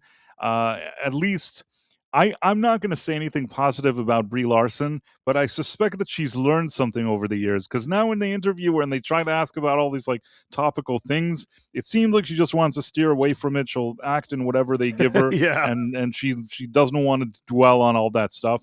And you know what? I don't have an issue with that. I don't mind if I can tell the redemption is genuine. Not that I think that Brie Larson has changed her opinions on things, but I'm saying, like, if there's at least an understanding that people don't want to hear her crap and she understands that, that is a redemption that I'm willing to work with. You know what I mean? Sure. Like, if there's sort of an understanding of, well, I'm just an actress, I better just act, even if my opinions are different than these people, I should keep them to myself. That's the vibe that I get from Brie Larson. Now, I'm willing to accept it. Yeah, that's fine. And the truth is, we've had really liberal and straight up communists in Hollywood for a very long time. And you know what? I'm not going to change them. I don't care if that's necessarily how they feel. If they want to go out and support those causes, they want to go out and spend their money and, invest in this and whatever and give to this candidate, whatever. I don't care. It's when they started coming out and spending their days lecturing us about how we're this great, unwashed, stupid people, how we don't understand how, the world is and all of this stuff. It's absurd, and they've got to stop. They just need to shut the hell up. Go act in your movie. Go pretend to be whatever it is you're going to pretend to be in this movie. And just put in a good performance, and people are going to love you. People are going to enjoy your work. And then you say, thank you. And I love my fans, and I enjoy whatever. You mentioned earlier, like Carl Weathers. I don't know what Carl Weathers' politics was. And I don't care. He was incredibly charming and fun. And when you saw him on screen, he sort of just lit up, the screen, and you were like, yeah, Carl Weathers, yeah. You didn't care if he, which Senate candidate he was supporting or whether he thought we needed to save the ozone. It didn't matter. Like, by the way, just be people, do your job, let people enjoy your work. thank them for enjoying your work, move on with your life. By the way, beyond the fact that I think that Stallone, who I think gives probably his best performance as Rocky in that first movie, I think that in addition to that, Carl Weathers needed to give us the feeling that he is this type of Muhammad Ali type of guy that he's fighting against, and you needed to feel that that was real. If you didn't buy into the idea of Apollo Creed being that champion guy, it wouldn't have been the same. And you know what? Every scene that Apollo, like that, Carl Weathers is in that movie as Apollo is a winner. Every scene that he's in knocks it out of the park. He gives the exact vibe that you need to believe that that guy is that dude. Do you know what I mean? Mm-hmm. Yeah. Uh, And that's the point. That's of all of these films, right? I want to believe that these actors are these characters. I want to be able to escape into believing this world that they're trying to sell me, to immerse me in. And when I look at it and I go, ugh, Mark Ruffalo, right? I am never going to see a movie with Mark Ruffalo in it where I don't go, ugh, Mark Ruffalo, right? right, He yeah. cannot disappear into that character. He cannot become who he's supposed to be in that movie. He's going to be Mark Ruffalo, and I'm going to see him up there, and he's going to be lecturing me about how even though he flies on private jets, I'm supposed to get rid of my gas guzzling car because I'm supposed to care about the environment, even if he doesn't. Like, it's just shut the hell up, man. Just shut up. Mark Ruffalo isn't even a very good actor, to be honest No, he's with not. you. He is an average actor at best. I could tolerate him if he wasn't so annoying in real life, but uh, you know, it's like I said before. I'm sadder about Javier Bardem, who I actually think is a decent actor, because he's annoying too. But Mark Ruffalo, there isn't even a situation that I can think, oh, like, what am I going to do without Mark Ruffalo? I can live without Javier Bardem too, but I will still Yeah. acknowledge that he's a much better actor than Is it Ruffalo. Bardem walking around with his keffiyeh like wrapped So around him all the stupid, time yeah. now? I just wanted to smack him. He's so Idiot. stupid. Like you don't live in that place. You don't know anything about it. To wear that and pretend that you know anything, that's the part that I think is especially embarrassing. Uh, Obviously, people can maybe have their different opinions, even about a world conflict. When you have people that clearly have no idea about anything, and they're just like walking around red carpets with like that kind of apparel, it kind of just seems dumb. And we have, in addition to Istophobos' Jabba the Hutt sticker, we have the Real Head Case, who's been a member for 4 months, which is great to see. Thank you, the Real Head Case. He said Keanu as Darth Revan. Yeah, I don't know. sure. I've heard some people talking about that. I suppose it could work. I don't think they're ever going to make a Knights of the Old Republic movie, frankly. But Uh, John Davidson says best thing that happened to Ruffalo was Tom Cruise's character down in Collateral. I haven't watched Collateral in a while. I've actually only watched it once. I didn't think it was a bad movie, but I don't know. Like I know that Tom Cruise is very committed and he gave a very decent performance there. But somehow I didn't love the movie as much. It wasn't a movie that I felt like watching several times. I watched it once and I'm like, okay, that's okay. But I didn't love it. Uh, sure. Istophobos says he still has his keffiyeh from Kuwait. Good to know. Istophobos has been all over the world. So yeah, Professor, I don't know. We went in a lot of different directions here, but now recently, this Supergirl thing, it really looks bad. I think that I keep seeing more and more articles about how this thing is going to be a huge flop, right? Oh, it looks like it's going to be a huge flop. What do you have any articles or something about it? I haven't actually seen any articles today about that. Let's see. I thought there was something.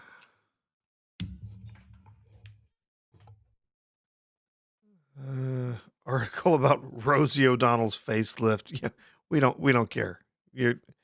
Unless you lifted your face right off. It's not going to change anything, Rosie. Let's see. Hollywood Reporter still focusing on Mando.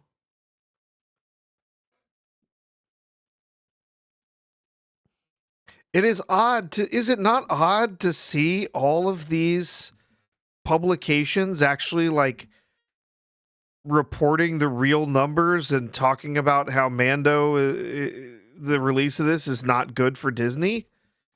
It seems rather strange. That usually they're just glazing anything that comes out of Disney. They're kissing their asses constantly. It's so odd, right? Let's see. Is there anything about Superwoman or Supergirl, Woman of Tomorrow? Let's see. Well,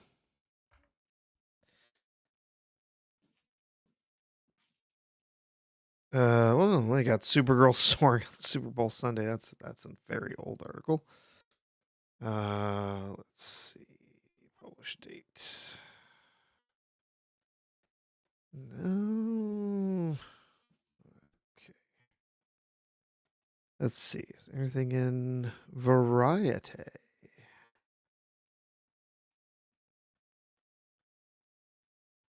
Let's see.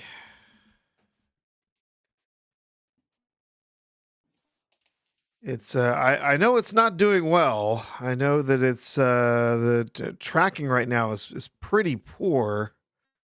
Let's see. Man, yeah, not having a hard time finding some articles on it. So much Mando and Grogu stuff. Here we go. Well, this is something. This is one of the first things I found here. Oops. That Park Place, which usually kind of an aggregator of stuff, but they're saying Superman appears as in Supergirl marketing as box office projections predict Marvel's level opening, which is wow, that's bad. Warner Brothers and DC Studios may already be signaling concern about Supergirl's box office prospects. A newly released TV spot prominently features David Cornsweet's Superman. So they decided to turn their backs on the pissing on Superman. I'm not sure I understand this comment. It's somebody trying to troll. They're gone now. I see. I don't mind. He can fart as much as he wants, but he's not spamming the chat with that though, because he sent it like 7 times. That well, 7 times is too much. Yeah, big old thing spamming the chat like that. The funny thing is they're trying to boost Supergirl with Superman, but Superman was a box office flop as well. Didn't work well either. Did not perform.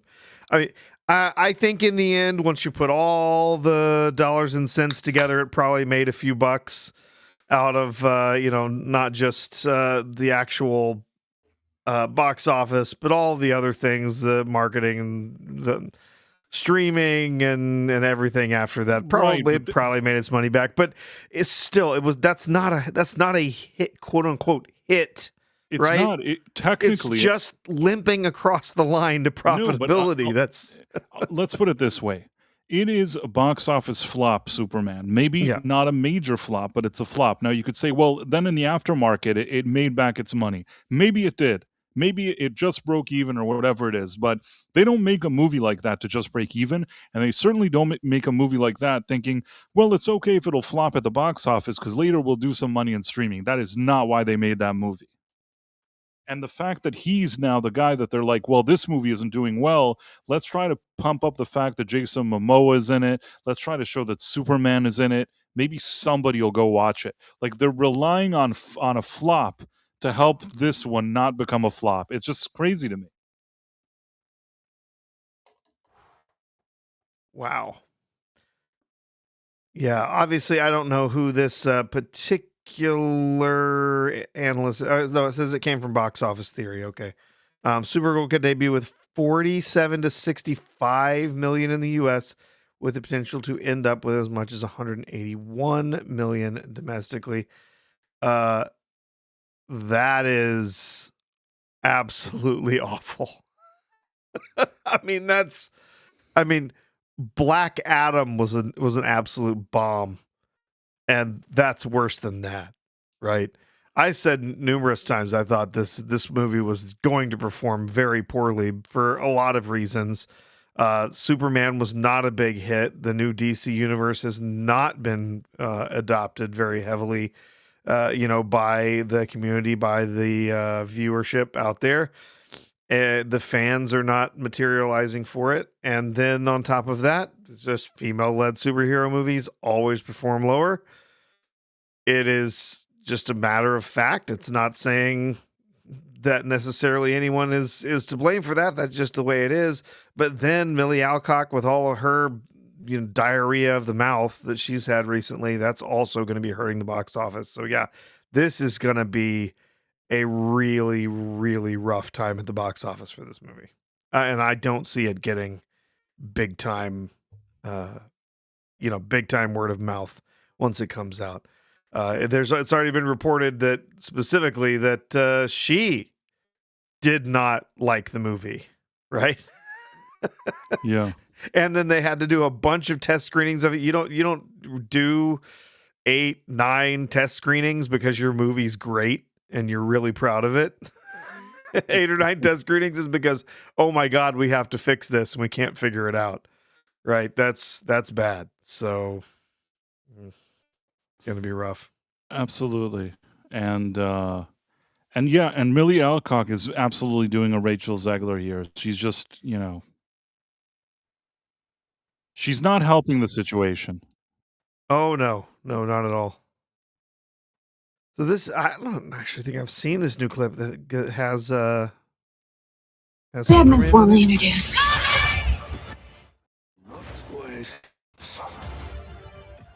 Awful villain, by the way. I know it's pretty colorful, but that's just so everyone knows we're good.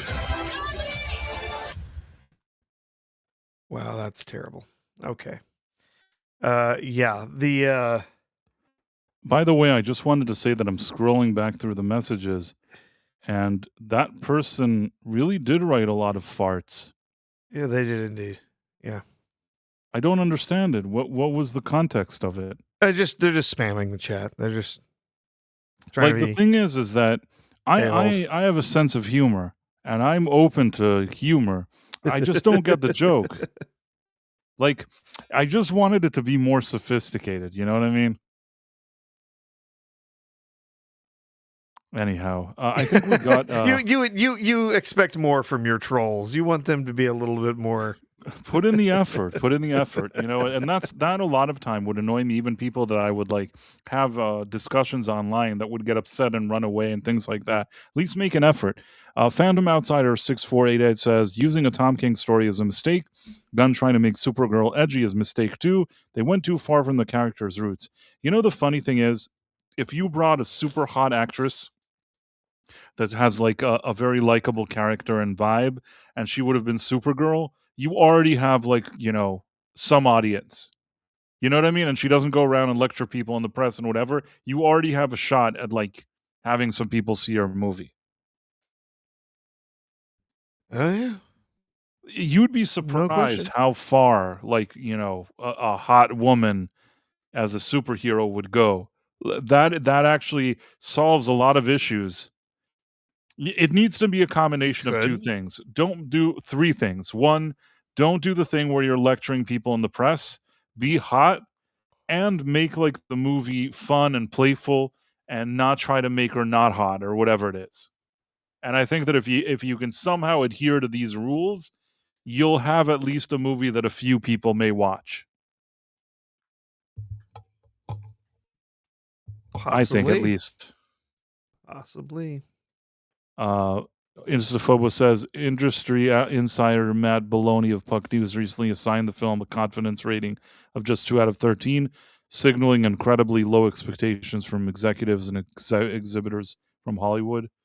Yeah, I mean, I think, I don't have the highest opinion of Matthew Baloney, but I didn't need his analysis to tell you the same thing. I think we've all been saying it here from day one that uh, Supergirl shouldn't have been the second movie they released to theaters.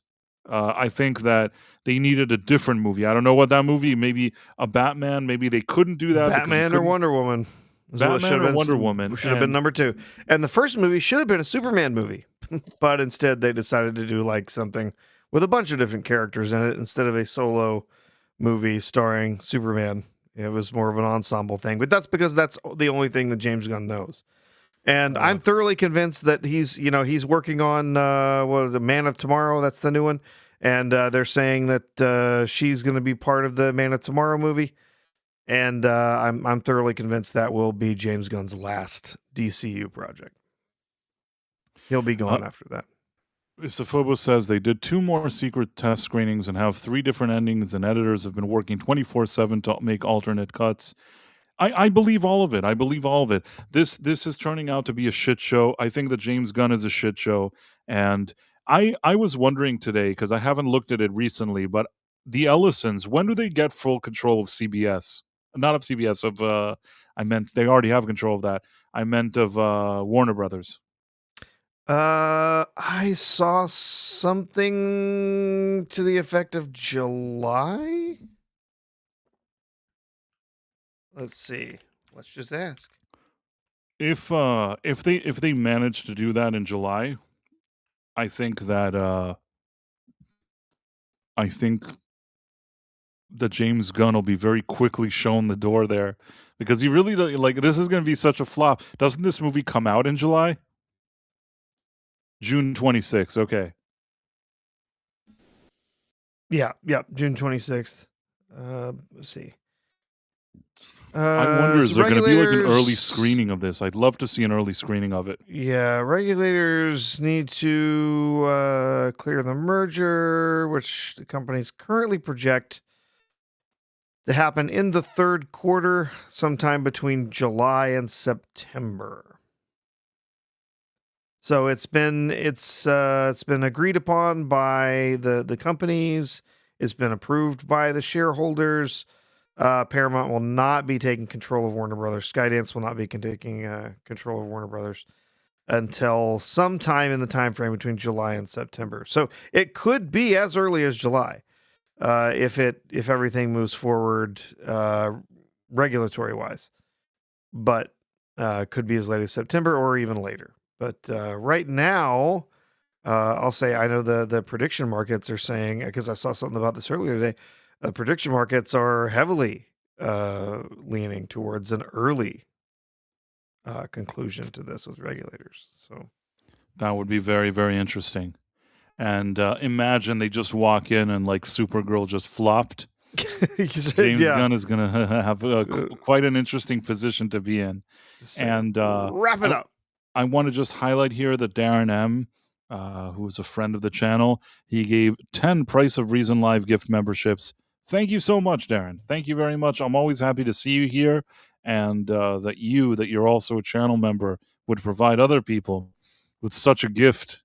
I can only thank you for such a kind gesture.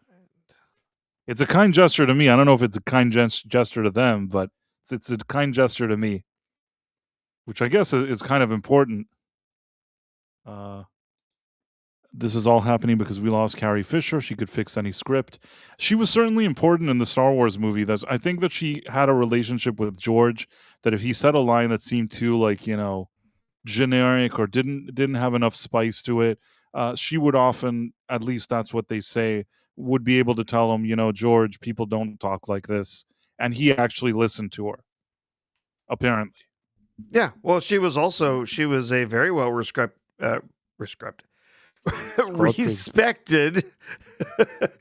respected script doctor for years. She spent most of her 90s, the 1990s, doing a script doctor. She worked on Hook. She worked on what was it? Sister Act. She worked on The Wedding Singer. She did. There were like a bunch in there where she was, and then she reportedly did a little bit of work on the prequels, but didn't get to do like full. You know, if we had the Carrie Fisher, like where she had gotten to fully work over the script and give dialogue to the characters, this movies could have been so much better. Thank you very much, Darren. Darren is doing double shifts. Yes. Uh, Good to see you, Darren, and thanks for the gift. Kuna Ritchie says, "Yeah, I got no money to give, only words." That's fine. That's we cool. like everybody. Thanks for being here. I'm just happy that people hang out with us, and I always appreciate that. I never take it for granted, and we really enjoy this select elite group of people that hangs out with us on Tuesdays and Thursdays. Tuesdays and Thursdays in the U.S. If you're in Australia, it's probably already Friday right now. I would assume. Anytime I try to figure out what day it is in Australia, it turns out that it's like the day after I thought. Like, I'm like, oh, isn't it Wednesday? No, it's Thursday. Isn't it this? No, it's like Saturday. Yeah, I think, depending on where you are, I think they're 9 or 10 hours ahead of us. I don't know, man. I always feel like they're like 20 days ahead of us. That's what's going on in Australia. The joke from The Simpsons. They take off. When we left, it was Tuesday. Like, yeah, now it's 4:00 next Wednesday or something like that. Somehow they've traveled through a massive amount of time. Yeah, it's Wednesday. Lurk. I have no problem with the lurkers. I take it that we have some lurkers because like there's a certain group of people that I see them in the chat, and then there's people that I assume that some of them are repeat viewers, but we don't hear much from them, so they must enjoy just listening for some reason. I don't know quite why, but they enjoy listening, and they don't want to. Maybe they don't want people to find out that they listen to this show, and I can understand that as well. I mean, I'm not sure that it's something that I would admit to people either. How would you even explain it? You're like, what's the show? Well, it's it's a orange puppet that talks and some kind of droid that talks with the puppet. I mean, most people probably would have trouble selling. It's a tough sell, this show. Just call it a podcast. That's all you do. That's fine. You could call it a podcast and get away with it. It's just a podcast. I mean, also just some guys talking about stuff. Dudes talking about dude stuff, I guess. Dudes talking about dude stuff. But we do have some women that watch this, or at least a few of them. According to YouTube, I think at least like 10% of the audience is female. Which is good because I think it used to be like 8%. So yeah, we're really expanding, our reach when it comes to the female demographic. Now, in addition to Elizabeth Quince, we have Marla Sharondoff and Argentum, which you said was a woman, I believe. Yes. See? Growing by the day, expanding our reach. Price is such an awesome guy. Thank you. Somebody actually was asking me why I think if somebody here maybe was asking me why I wasn't doing videos on my main channel. I haven't had as much time recently, but I'm going to try to do one. I started working on like the Mandalorian and Grogu review, but once I sit down, I need to be able to sit for like 24 hours and not talk to anybody, to make the video, to do it the way I want to do it. And if I don't have that kind of space to focus and time, sometimes it's hard for me to do it. But maybe I should wake up now. There's going to be a few stinkers soon, so I should start posting again so that I'm kind of not rusty. Yeah, we had Mando. So are you planning to see anything this week, Bryce? Anything new coming out that you're interested in going to see? When is He-Man coming out? I don't remember. We got a few more weeks before He-Man. that are coming Let's see. out This week, this weekend. I think new stuff this weekend. The Passenger, is that a new one? That seems like some nonsense. Think that's a horror thing. Pressure, which is a World War II thing. You know, Pressure, I think that I was able to see an early screening of that, but I'm going to tell you the Yeah. truth. I don't love these kind of World War II movies. Yeah. It's not really my scene. That's always like my pet peeve. Like I watched like Apocalypse Now. There's movies that are classics that I've had to watch and I've watched them, but I'll tell you the truth. I don't love movies that are like let's put you in the middle of a war. You'll feel like you're in this war. I really don't like that stuff. You know what I mean? Yeah. I don't know why. I have some suspicions why, but I don't really know 100% why. But I just don't like it. It's not my cup of tea. And Yeah. just like So you said, you don't like horror, you don't like this. I don't love movies that it's we like don't love let's war films. That's fine. Yeah, they're not for everybody. And I don't, I enjoy some of them, but I don't love all of them. I do enjoy a good war movie, but not, there's more than a few of them I've found were kind of dull, not interesting. usually I skip them. There's a few that I've seen just because like in the history of cinema you have to see them. But Oh, like Patton. I mean, you have to see Patton. You've seen Patton, right? I don't think I have. No. Oh my God. Okay, you need to put that on your list, Price. I do? Put that one on the list, Patton. I have It to is see Patton? an absolute masterpiece of a film. Yeah. Does it have like George C. Scott in it? Yes, it does. Yes, I that's see. the one starring George C. Scott. I know Carl what movie. Malden. It is an absolute masterpiece of cinema. You do have to see that one. I understand. I guess I Yeah. wanted to watch that movie at some point, but I just didn't get around to it. Yep. Oh well. It's a really, really great film. Yeah. Let's see. There's I was looking to see what else is. There's another movie called The Breadwinner. I'm not sure I know what that one is. I think that's like a is that comedy. the one with Nate Fabergazzi or whatever his name is? It's the one with him in it. Yeah, it looks like a comedy. And then the big one coming out this week is Backrooms. That's the big one that's coming out this week. A lot of I people don't even know what that is. So it's sort of like a creepy pasta kind of a thing. It's like there's like this guy finds a strange doorway that leads into all these like liminal spaces, these like sort of discarded rooms that like don't belong anywhere, but they're all sort of connected together, and there's some sort of horror thing going on with it. I don't know. Probably not something I would be interested in, but it does. I mean, I have to say, for a horror film, it does look interesting.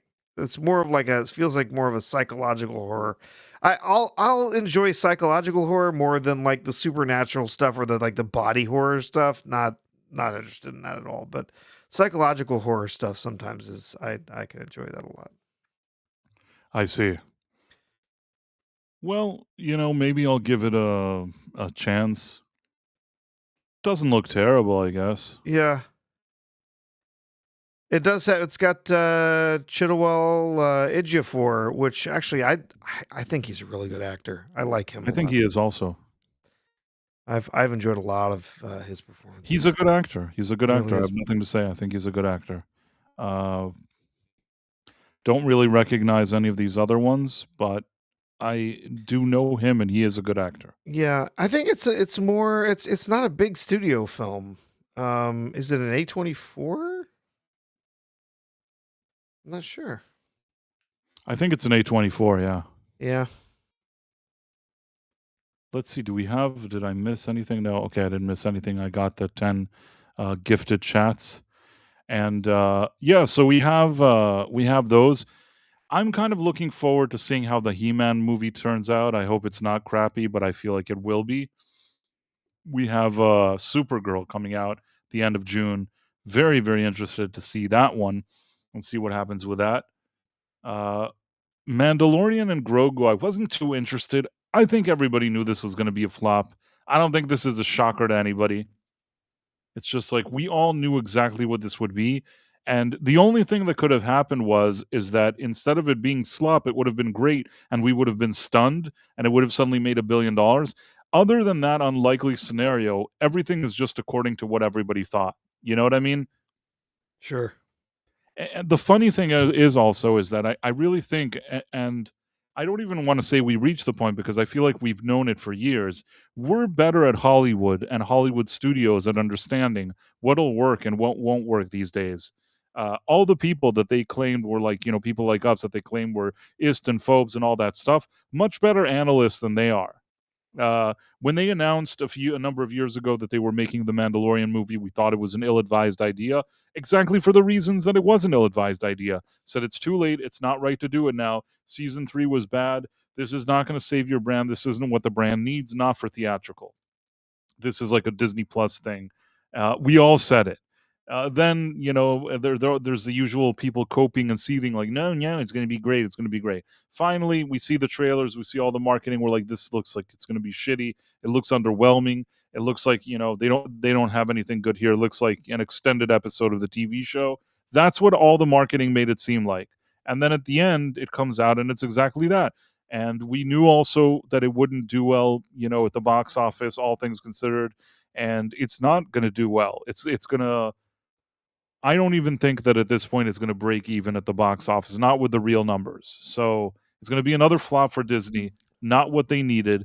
Not that there would have been a lot of stuff that could have saved the Star Wars brand, No. but if they wanted to do anything, this ain't it. This No, wasn't it's it. We knew it all along. you're saying it's gonna not gonna break it. I think it's gonna struggle to even get to 400.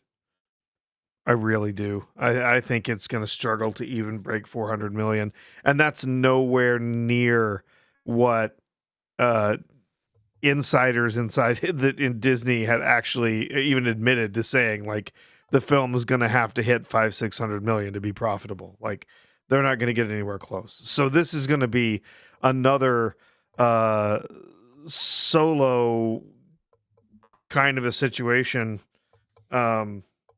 where the it's going to be a seismic thing for Disney. Remember, I mean, again, there's a reason we've gone 7 years without a Star Wars movie, and it's not because of Return or Rise of Palpatine, right? It's because of Solo.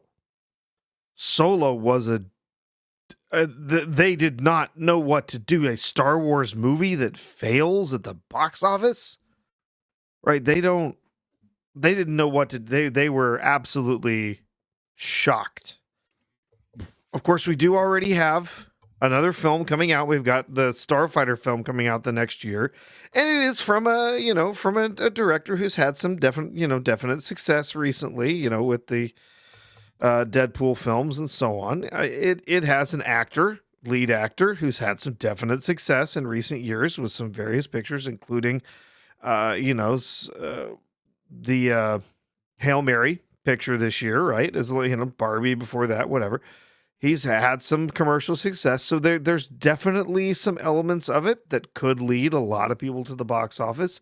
But I just think Star Wars it's just, as an IP, it's just dead. I don't think that the average people are headed out to the movies to see this. And No.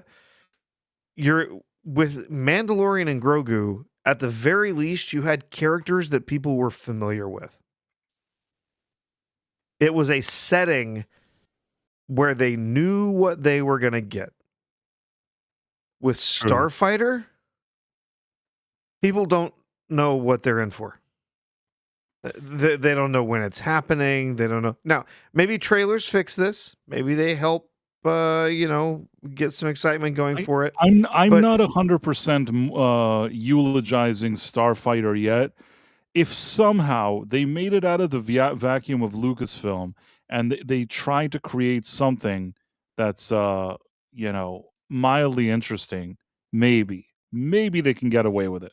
Yeah, I don't see it performing any better than Mandalorian. It's going to have different problems.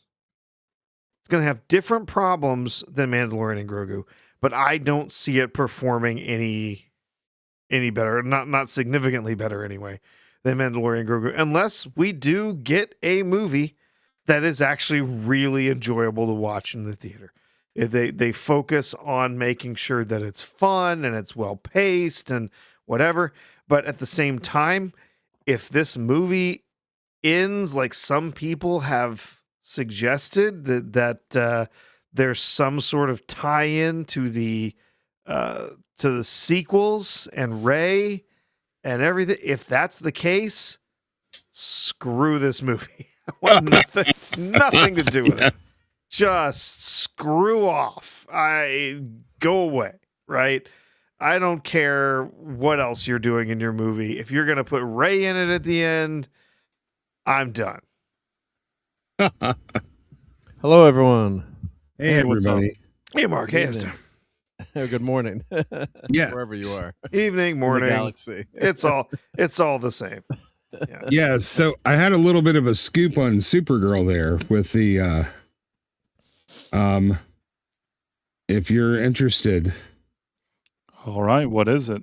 Okay. Well, I put it in the chat that, they already had 8 test screenings and they've all been disastrous, but they ended up adding 2 more and they can't get a positive result. So they have 3 separate endings and they're working 24/7. DC's kind of panicking. So the problem is the villain. Nobody likes the big bad of this movie. He looks pathetic. I could have told you that from the trailers. The bad guy in this is worse than the bad guy in Guardians of the Galaxy. Is just a total dud of a bad guy. I was going to ask, I'm not a Hollywood person, but how does a test screening help? So I guess the answer is they're trying to find like an ending that works, I guess, basically. Yeah, or they're trying to find an audience that works. So in a poll conducted by Comics Explained, the 65% level of interest has dropped now to 42%. I already told you that Puck News gave it a confidence rating of 2 out of 13. It's tracking along with the Marvels and Black Adam, which is ridiculous. And of course, we have some confirmation that the $170 million budget is bullshit. It's early damage control. So DC has experimented with at least 3 entirely different endings to find a narrative conclusion that works for audiences. They've greatly expanded Lobo's role because he's been testing positive, and they're featuring more Superman scenes, which I'm not sure is the flex they think it is, since people didn't bother to show up to his movie either. But they've added a lot of marketing with Superman. But here's the thing. They've had a massive post-production expenditure that's not even included in the original estimated $200 million. It's like they're some are saying that they spent an additional $50 million in post with all of the reshoots and the re-edit. They burned through 3 different music composers, starting with Ramin Djawadi, then gone to Tom Hulkenberg, and the most recent one is Claudia Sarne. So they can't even settle on what's working for the music. So the villain, Krim of the Yellow Hills, has been an absolute disaster. Well, they're morons because, first of all, you don't do Tom King's tomorrow. That's a terrible idea. No, that would be like doing Emily Wilson's Odyssey translation, and nobody's stupid enough to do that, right? Right, yeah. And so you're taking something really unpopular instead of taking like a Peter David Supergirl classic story or one of the original classics. And they should have led with Batman. If I'm in charge of the DC universe, I'm available if James Gunn gets fired. But I would have Batman. You do Superman, and then you do Batman. Superman and then Wonder Woman, so you can have a chat. And then maybe if everything is firing all cylinders, you hit Supergirl, or you get just a classic Supergirl story, not this Tom K. I don't know if anyone out there has read Supergirl. Yeah, no, you have to do all the Justice League first, though, right? You need to do a Green Lantern and a Flash and an Aquaman. I mean, Martian Manhunter before Supergirl, I think. I don't know, but so The other problem is this movie is opening between live action Moana, which is going to be terrible, but it still has a huge fan. It's still going to make money with Rock and that ridiculous rubber suit. But it's opening between that and Toy Story 5. It has absolutely no breathing room in which to make its money. I'm really Mando's got surprised 2 weeks, I hear, before. Right. Well, next week is free, and the weekend after is He-Man. He-Man is a big competition, right. Yeah. But I'm really surprised that they haven't tried to move Supergirl, because Toy Story 5 and Moana, since they're aiming this toward women, that's the same audience. Toy Story and superhero films, and then they're leaning into girls, which also goes into Moana. So as far as the film's identity, so one of the test screeners said it can't decide between if it's a space western or Guardians of the Galaxy, which is funny because I kind of think of Guardians as a space western. Yeah. And it says they're really tired of the pop music needle drops. She says it's just like, it's exactly like every other James Gunn movie, which I thought was pretty funny because it is. And even though he didn't direct it, though, right? You wonder. It's 100% his movie. Like, it feels everything about it feels like James Gunn. It feels like they brought in a director who got a salary to show up every day, and James Gunn directed the movie for him. Yeah. He's not the director like Zack Snyder isn't the cinematographer in his films. But Price had it right. The problem is they shouldn't have made this movie to begin with. This is number 2 in their establishment of the DCU. It's just absolutely moronic to try to follow up Superman with Supergirl. At least do Green Lantern, who was in the freaking right. It's just disaster. We're getting that Lanterns TV show that doesn't look so good. That looks crap too. Yeah, but I wanted to say, so Jason Webster gave a $5 super chat, and he says, "See, little Davy Zaslav, a gun in the wrong hands could be dangerous." So yes, I agree. Jason Webster, if I'm not mistaken, is in Australia, where it is currently Friday. At 2 a.m. Friday. Friday at 2 a.m. Friday at 2 a.m. In that land entirely populated by criminals. Yeah, I saw this on Twitter today for the first time. You know what they call it? James Gunn Stan? They're calling them Gunts. Gunts. That's kind of funny. Yeah. I'd never seen it before. Yeah, I like it. Okay, so let's see. I had 2 more things here. Let's see. So, they actually did a big Washington Times article about how troubling they downgraded the opening weekend to 47 million. Supergirl? Yeah. Ouchies. It's the low end. And Talk then about kryptonite. World of Real, I say that a bunch of times, are saying that this has absolutely no sense of event film urgency around it. People aren't even aware of the movie. And even Scott Mendelson said that industry executives would probably be okay with 425 million as being good enough, but he doesn't think it's going to make it. It would be a huge hurdle to clear that. If it doesn't make at least like 500, 600 million, it doesn't break even, and it's going to be like a worse flop than Superman. And initially, the funny thing is Superman was a disappointment. So when they made this movie, maybe they thought, oh, well, we'll put a different spin on it. Maybe this will appeal to a different crowd. But at the end, all they did was desperately bring Superman back, thinking, well, at least we sort of broke even after streaming with him. Maybe we should make him a more like important part of this movie, at least in the marketing. So if people liked his movie, whoever they may have been, maybe they'll come to this one, which is an act of desperation because they know this movie can't stand on its own 2 feet. I also, from the second that the studio was lobbying for more Jason Momoa, I know that on one hand they're saying that the audience is responding well to him. I also think that the reason, and I said this from day one, that I think that Jason Momoa, out of all these people for the studio, is at least a guy that in their mind, just on paper, has printed some money for them. They put him in Aquaman. That movie made over $1 billion. Was it a great movie? No, but it made money. They put him in that stupid Minecraft movie. It made money. So the way they see it, Jason Momoa is a guy that at least somebody knows who he is, maybe international, maybe somebody. You say Jason Momoa in the movie, it's at least a name that a few people recognize, and maybe like, a few additional tickets will be bought. But for a long time, they really focused on Millie Alcock being the girl boss that she is. Only late in the game did they start showing that there's something with like Jason Momoa and David Cornsweet as Superman. Only much later in the game did they start pushing that in there, because they know that this movie can't stand on its own 2 feet.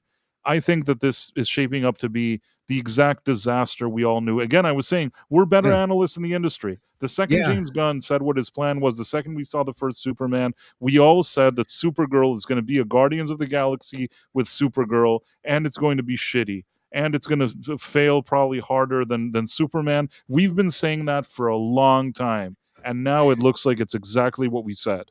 Yeah. Oh, there's another. Minions opens 5 days after this movie, along with Moana and Toy Story 5. And Minions is going to take over all of the PLFs. So it's not even going to have a full week in the PLFs.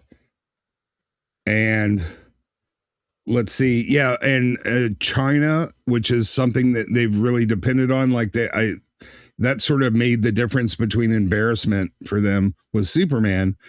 There's absolutely zero traction showing up from major foreign hubs, particularly China, for this. So Supergirl is such an obscure character. I mean, I've got like 4 or 5 statues of her as I look over my shelf, but it's a building block if everything else is going well, or if you've got a great story to go with, mate. But James Gunn knocked that out of the park with Guardians of the Galaxy, taking those obscure characters.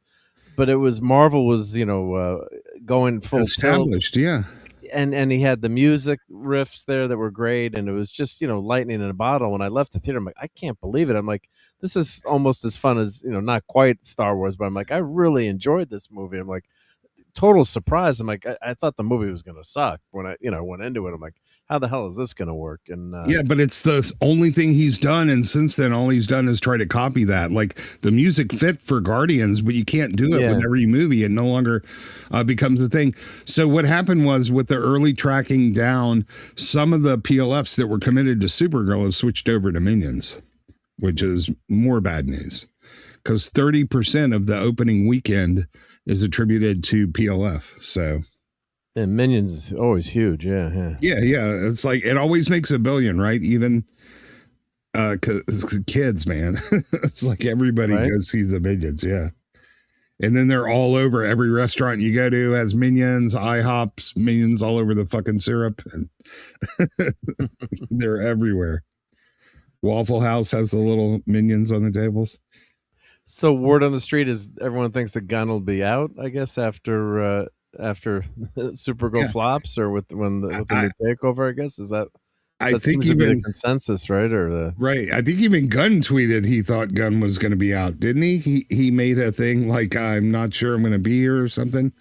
I don't know. He'll have to last through Man of Tomorrow, because that's already in the work, but they canceled his other 2 projects. So DC's got nothing in the fire after Man of Tomorrow. Yeah, they have like a good future. Yeah, they haven't even settled on Batman again yet, right? They haven't committed to. They started filming Batman, the Batman too. But that's the Matt Reeves, the sparkly Batman. Yeah, it's not part of the DCU. That's right. It's the Elseworlds Batman. Yeah, I don't think Gunn has it. He has 0 going on, and they only gave him a 1-year contract extension, which traditionally is a consolation prize in the entertainment industry. That's a vote of no confidence right there. Yeah. It lets you hang on long enough to get everything out the door you've already been working on. But he was going to do the Authority movie. They pulled the plug on that. And then wisely. Yeah. But then he was working up to. Wasn't he working up to finally getting Wonder Woman out the door, and they pulled the plug on that one too? That's why he was trying to backdoor cast her. And, I think that's what's happening. Yeah, doing some backdoor casting with the backdoor in this movie in Supergirl. In Man of Tomorrow. Yeah. Tomorrow. Okay, yeah. Yeah, I have to confess that I am a fan of backdoor casting, but it's in an entirely different realm of cinema. So. This is a family show. But that's a good way to introduce a character too. Though I think if you if you want to have Wonder Woman in there, and if it's a decent cameo. But I mean, even if say the Gunverse goes away, it's only a few movies too, so they can always course correct. So easy to delete that from everybody's memory. Right? Nobody cares about it. They can easily get rid of the Gunverse. Yep. Yeah, nobody will. It's not like the sequels. Like they're going to have a very few but very loud people screaming if Disney ever retcon those. Nobody gives a shit about DC. Like they just don't care. Couple of crappy shows, couple of crummy movies. Move on. Yeah. Although I do love Rachel Brosnahan as Lois. I hope they keep her. She's lovely. She's gorgeous. Yeah. They didn't really have her show it off all that much in the movies, but yeah. Yeah, there was one source that claimed they absolutely knew that this movie was going to flop, but it came from a snack Zyder, and I don't know if I trust that as a source. What? Definitely questionable. Yeah. I don't think. I don't think that. I don't think that joke landed. I had some for that. You know how Snyder pretends to be somebody else on Twitter and he does some stuff here. I was going to do the, there we go. Yeah. So, yeah. Well, I can see him on Twitter going, it's going to suck. In any case, I am not surprised about any of this. I didn't have a lot of faith in it. I will say something else. When James Gunn was given the reins, I thought that he should have made, people can think this is stupid. I know that some people may not like some of these characters in these roles, but at the time, I thought that people were already relatively comfortable with, Henry Cavill being Superman, Gal Gadot being Wonder Woman, and Ben Affleck being Batman. I will say that Ben Affleck was not my first choice for Batman, but I kind of warmed up to him a bit more over time. I didn't like him. I like Christian Bale more in the role. I like Michael Keaton probably more in the role. He wasn't my favorite Batman, Ben Affleck, but I kind of accepted that he was there. I had hoped that Gunn would come in and just do a really cool movie, maybe with Batman, Superman, and Wonder Woman. Just do one movie with those actors. Just do a movie. You know what I mean? The idea that he came in, he's like, I have to restart everything. I have to do this. I have to do this, and I have to do that. That would have been fine if he would have delivered the biggest grand slam ever. But because he was always a quirky weirdo, I had a feeling that he wouldn't deliver that grand slam. And I said it back then. I said that, this is what I said years ago when he just got appointed, that he should have done that. And at the end, like I keep saying in this stream, we're better analysts than Hollywood, and we have been for years. He didn't read the room either. Oh yeah, no. I mean, it's funny. He's never really quite cut off his roots from trauma as an early trauma director, and he's great at weird, quirky ensemble stuff. But and he can still do that stuff well. But you don't put him in charge of an ultra sincere property like Superman. It's just not wise. No, he started blowing it from the day he stepped into the role, when he started with we've got such plans. The first thing we're gonna do is we're gonna make a show about creature commandos, and then we're gonna do a movie with the Authority, and then we're gonna do and all the normies go, what? I knew we were screwed. I thought he was actually joking. Also, he has a problem, he can't take criticism, and he won't stay off social media. He has a studio to run, but he spends 2 hours a day on Threads. What are you doing, man? Yeah, it's so. It was always dumb, and then it was we're gonna do this, and we're gonna cancel all of the old DC stuff except my show. Yeah, my show. that my wife is in. We're gonna turn that around. We're gonna make that part of the new universe. And oh yeah, this Blue Beetle movie that's coming out, that is absolutely part of my new universe. So go see it. It's good. It was just a mess from very day one. sloppy. And yeah, again, we're like, oh, we're gonna come in, we're gonna do Creature Commandos. 90% of your population has no idea what the hell Creature Commandos is. Probably more than that. And I still haven't watched Creature Commandos, and I have 20,000 comic books in my basement. Yeah, don't even bother. Yeah. Do you remember what his first act was where he lost goodwill? He fired Henry Cavill after they had him announce it. That was like, it was downhill from that one thing, man. It was bad. We're going to recast everybody. Well, except for the shows that were mine that I cast. We're not going to recast them. But then, we're going to do The Authority. Nobody knows what the hell The Authority is. Nobody knows what it is. Yeah. Claude barely knew. We're talking about something that had less than 100 issues, I think. It wasn't even that big of a deal. It ran for a few, ran from in like the early 2000s. I think it ended in like 2010, and nobody cared. And so, there were quite a few people that liked The Authority, but it had a whole bunch of different runs. It wasn't even a DC property until they bought up Wildstorm Comics. Right. It was a Wildstorm thing, totally disconnected from DC for most of its run. So it's like was so silly, so stupid. And then he couldn't do just a Superman movie. Had to make it goofy and silly and add all these other characters in, giving them all the spotlight instead of just making it a movie about Superman. And then he's going to do the same with just about every other character.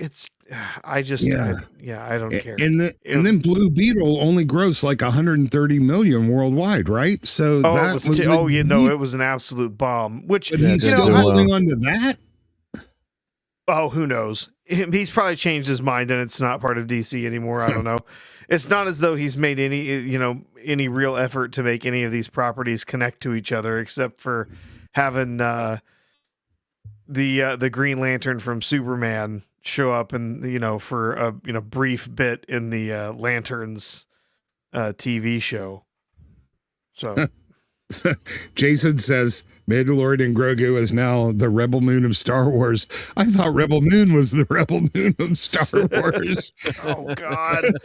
Oh, okay. Even I'm sorry. That's Mandalorian and Grogu is not that bad. Rebel Moon was terrible, unbelievably bad. Yeah, I thought it was bad in terms of logic, coherence, and dialogue, but it's still like I didn't mind having to watch the first half. But that second half, man, it's like, oh my God, like you can see all the kids were getting restless. A few of the kids, their parents had to take them out of the theater before it ended. That 20 minutes of just lying on the floor of the jungle was excruciating. It was bad. But Rebel Moon, man. Yeah, that's so much worse. The second was like orders of magnitude worse than the first. It absolutely was. I watched that one on 1 1/4 speed or 1.5 speed, and it's still awful. Is that the one with the squid sex? Yes, and also I will say this. I have to say something about Rebel Moon. I was more forgiving towards it, and I'll tell you why. Because it wasn't Star Wars or anything. It was just him trying to do something. I saw it as a mildly amusing, D-level sci-fi movie. You know what I mean? I kind of at times chuckled while I watched it. Maybe at parts that it wasn't even supposed to be funny, but it's sort of not an A-level, not a top-tier sci-fi movie. I just kind of watched it and it amused me. I don't know if it was supposed to amuse me, but I found myself chuckling while watching it, which is more than I could say about those kind of Star Wars movies. You know what I mean? I don't chuckle. I didn't even chuckle watching the Mandalorian movie. At least I chuckled while I was watching Rebel Moon. Yeah, I It mean, makes there's of that different what you will. levels. There's different levels of bad, right? Yeah. There's movies that are so bad you're actually kind of enjoying them because they're awful. That's what happened to me with Rebel Moon. Right, And you yeah. know what? And there's two things. One, it wasn't a Star Wars movie, so it wasn't like, oh, what does Star Wars come to? It was something that he was trying to put his spin on what he thought Star Wars would be, and I found myself laughing. So Yeah, I said to there's myself, it wasn't the worst experience for me because I found Yeah. myself chuckling throughout. Yeah, listen, if you edited that down to 90 minutes, you can have a good, solid Sci-Fi Channel movie. I'm convinced. You get rid of some of the dumber parts and a lot of the slow motion, and you have 90 minutes of, like the TV version of Conan in space. It could be pretty fun. well, I think if I also want to see that Estefobos sent 5 Price of Reason live gift memberships, and you're here with us. Thank you, Esto. Nice. Very, very Yeah, nice. there of you. was Thank you there so was much. not nearly enough green in the chat, so I thought I'd do my yeah, part. the Thank you. both of the Rebel Moon films. Yeah, just you're right. Like you get to a point where you can just be amused at how bad it is, and like try to anticipate how much worse it's going to get. Like what's the next really awful thing they're going to do? How much more slow motion are we going to get? Right? And we got a little bit of nudity, and the blonde girl was really cute. I was kind of hoping to sure. see more of her, but I still think Sophia Boutella looks like a dude. But it really did remind me of like all the made-for-TV Sci-Fi Channel movies in the 90s. It was just way too long, and it took itself too seriously. But I bet you could edit that into something passable. You're probably You right. could have. What did he do instead? He came back and made a director's cut and made it longer. Yeah. Made So- it longer. Yeah, part of what he did is he ripped Oh, off. you're a showing us your screen there. Showing No, them no, I not wanted yet. to show it. I'm actually Oh. showing that I've added Darren Mai as a moderator, Okay. and I Okay. wanted to celebrate that. So this was There we go. It wasn't one of the things that I did it like, by mistake. I added Darren Mai as a moderator, and he will join us now as a moderator. The only problem guy. is I added him as a moderator, but he didn't get a shield. So I don't know what to do. It just takes a while. It sometimes. takes like 5 minutes. Yeah. But when you guys said you're showing your screen, I thought you were talking to me, and I'm still in the middle of the heart attack that I had. What did you Are have? you These watching ladies, something like, that- shoving bananas or something? Yeah. Don't. Yeah. Yeah. It's just no, it ladies was on me, it was me. trampolines from the man. No, and I show. did this Oh on yeah, it's purpose. just ladies on trampoline. So there's a John Scalzi story called The God Engines. John Scalzi is one of the few decent current science fiction writers. There are not many that survive the industry woke feminization takeover. And he used that to make his spaceships. And I think because the plot of Rebel Moon is so simple, you can actually cut half the movie out and still have a coherent story. And you can kind of focus a little bit more on that and get the creepy squid sex out of there. I think you can make it work, man. And also get rid of all the death fake outs. I am so tired of death fake outs now. So Yeah, that's basically what I got on there. that's what I do with the If, multiverse. yeah. if Tom Scalzi weren't an absolute tool, I might read some of his stuff. But He's awful, isn't he? Like he wasn't like that in like 2010, but oh god, he's bad now. Yeah, he's yeah. well, no, he's- I've read a few of his things over the years, but yeah. but he's done what they, he went with all the other Worldcon guys but Larry Correa, who will actually respond on Twitter, is one of the few guys who's stuck to his guns. Yeah. Yep. But it also shows you what happens too when a director gets, Yeah. free reign too. Like, you can do whatever you want, and then look what. My look what heart's happened. still beating really fast. Oh yeah, No, we didn't mean to do that, Ista. What did you have on your screen that you were so worried about? more naked bears. I think probably a lot of yeah. naked bears. No, I had my What's secret that science bear doing with project. that cigar? Yeah. His invention. Didn't mean to put you on the spot like that, Ista. No, it's not even that. It's just I'm very how would you say confidentially minded sometimes. I don't know. It just really, it was a reflex, really not reflecting anything Okay. specific happening now of an hour ago, it would have been really bad. But yeah.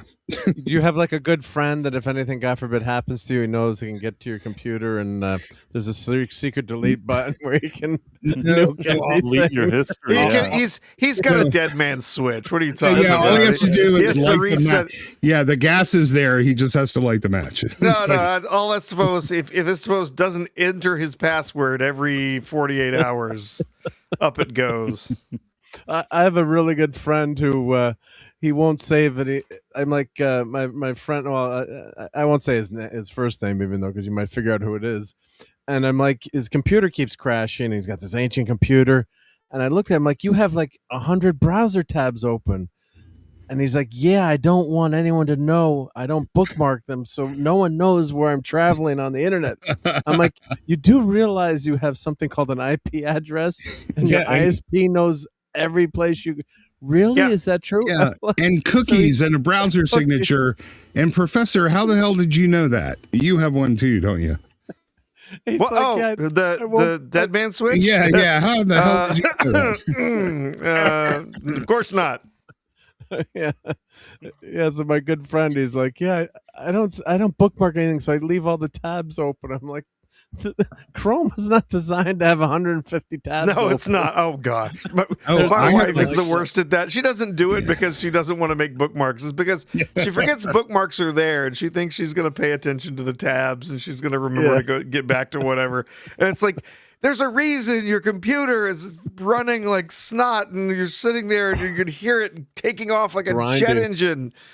You've got like 70 tabs open in your browser. Well, especially Mac computers. I notice whenever I see someone with their Mac, they don't realize all the programs are open on the toolbar on the bottom. Yeah, Like- the people who aren't very experienced Mac users don't know that when you close the windows, the apps don't actually close themselves. Yeah, it's really slow. Yeah. All right, I'm getting a little freaked out because not Z3PO mentioned thermite, and that was real. Like, like, stop guessing. It's making me nervous.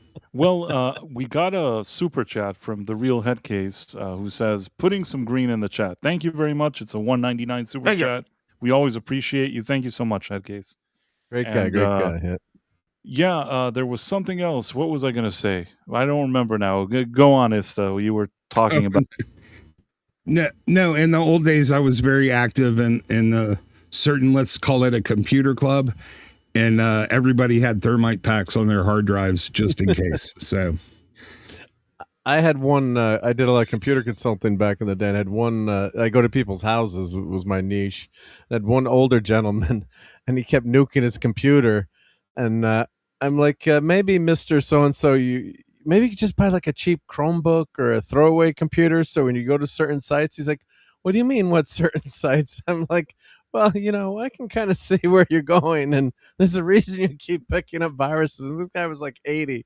But I'm like, I was thinking, like, on the other hand, well, I guess you're still interested in women in your 80s. I'm like, so there is that never ends, right? I was laughing to myself, but he's Wow. like, he was like totally confused. He's like, how do you know where I go? I'm like, there's a little thing called cookies and browser. You mean my wife could see where I go on the computer? Browser history. okay, I have to anonymize. I went to a family gathering with some relatives, and there was basically great grandpa there. He was pushing 90, and we go downstairs because we're going to go to a movie, take all the nieces and nephews. And we see like all of these cheerleader websites on his computer. Oh my God. It's like cheerleaders gone wild. And the person I was with, who was the blood relative of great grandpa, she's like, what is this? And I'm like, we never stop being men, even when stuff stops working, right? Like, and she's like, oh my God, it's gross. It was, I guess you had to be there, man. But Oh God. Having worked in IT, I don't even want to tell you the things that have been discovered on computers. There was one in particular though, when I had to go over. I had a guy that I worked with, and he had a lab. Mm-hmm. And he said there's a lab computer in there. It's connected to this scanner equipment, whatever, something's wrong with it and needs to be like wiped, reset, whatever. Okay, well, I'll go check it out. So I went out and went to go work on his machines, and I asked him, who uses these? Do you use them? Who uses this? Oh, my grad student uses it, whatever. So I went over there, check it out, and was trying to figure out, man, Jesus, has viruses everywhere. What the hell? So I started looking around on it, and I was like, and then I realized the hard drive was like full. Like, no VM or anything. Okay, yep. What's going on? So I go look and try to figure out what's full on the hard drive. I'm not going to tell you what I found thousands of, but they were large. Yeah. And they were veiny. Well, and wait, was this a man? Was it Superman or woman? It was male. No, but was it a man that gave you the computer? The grad student was male.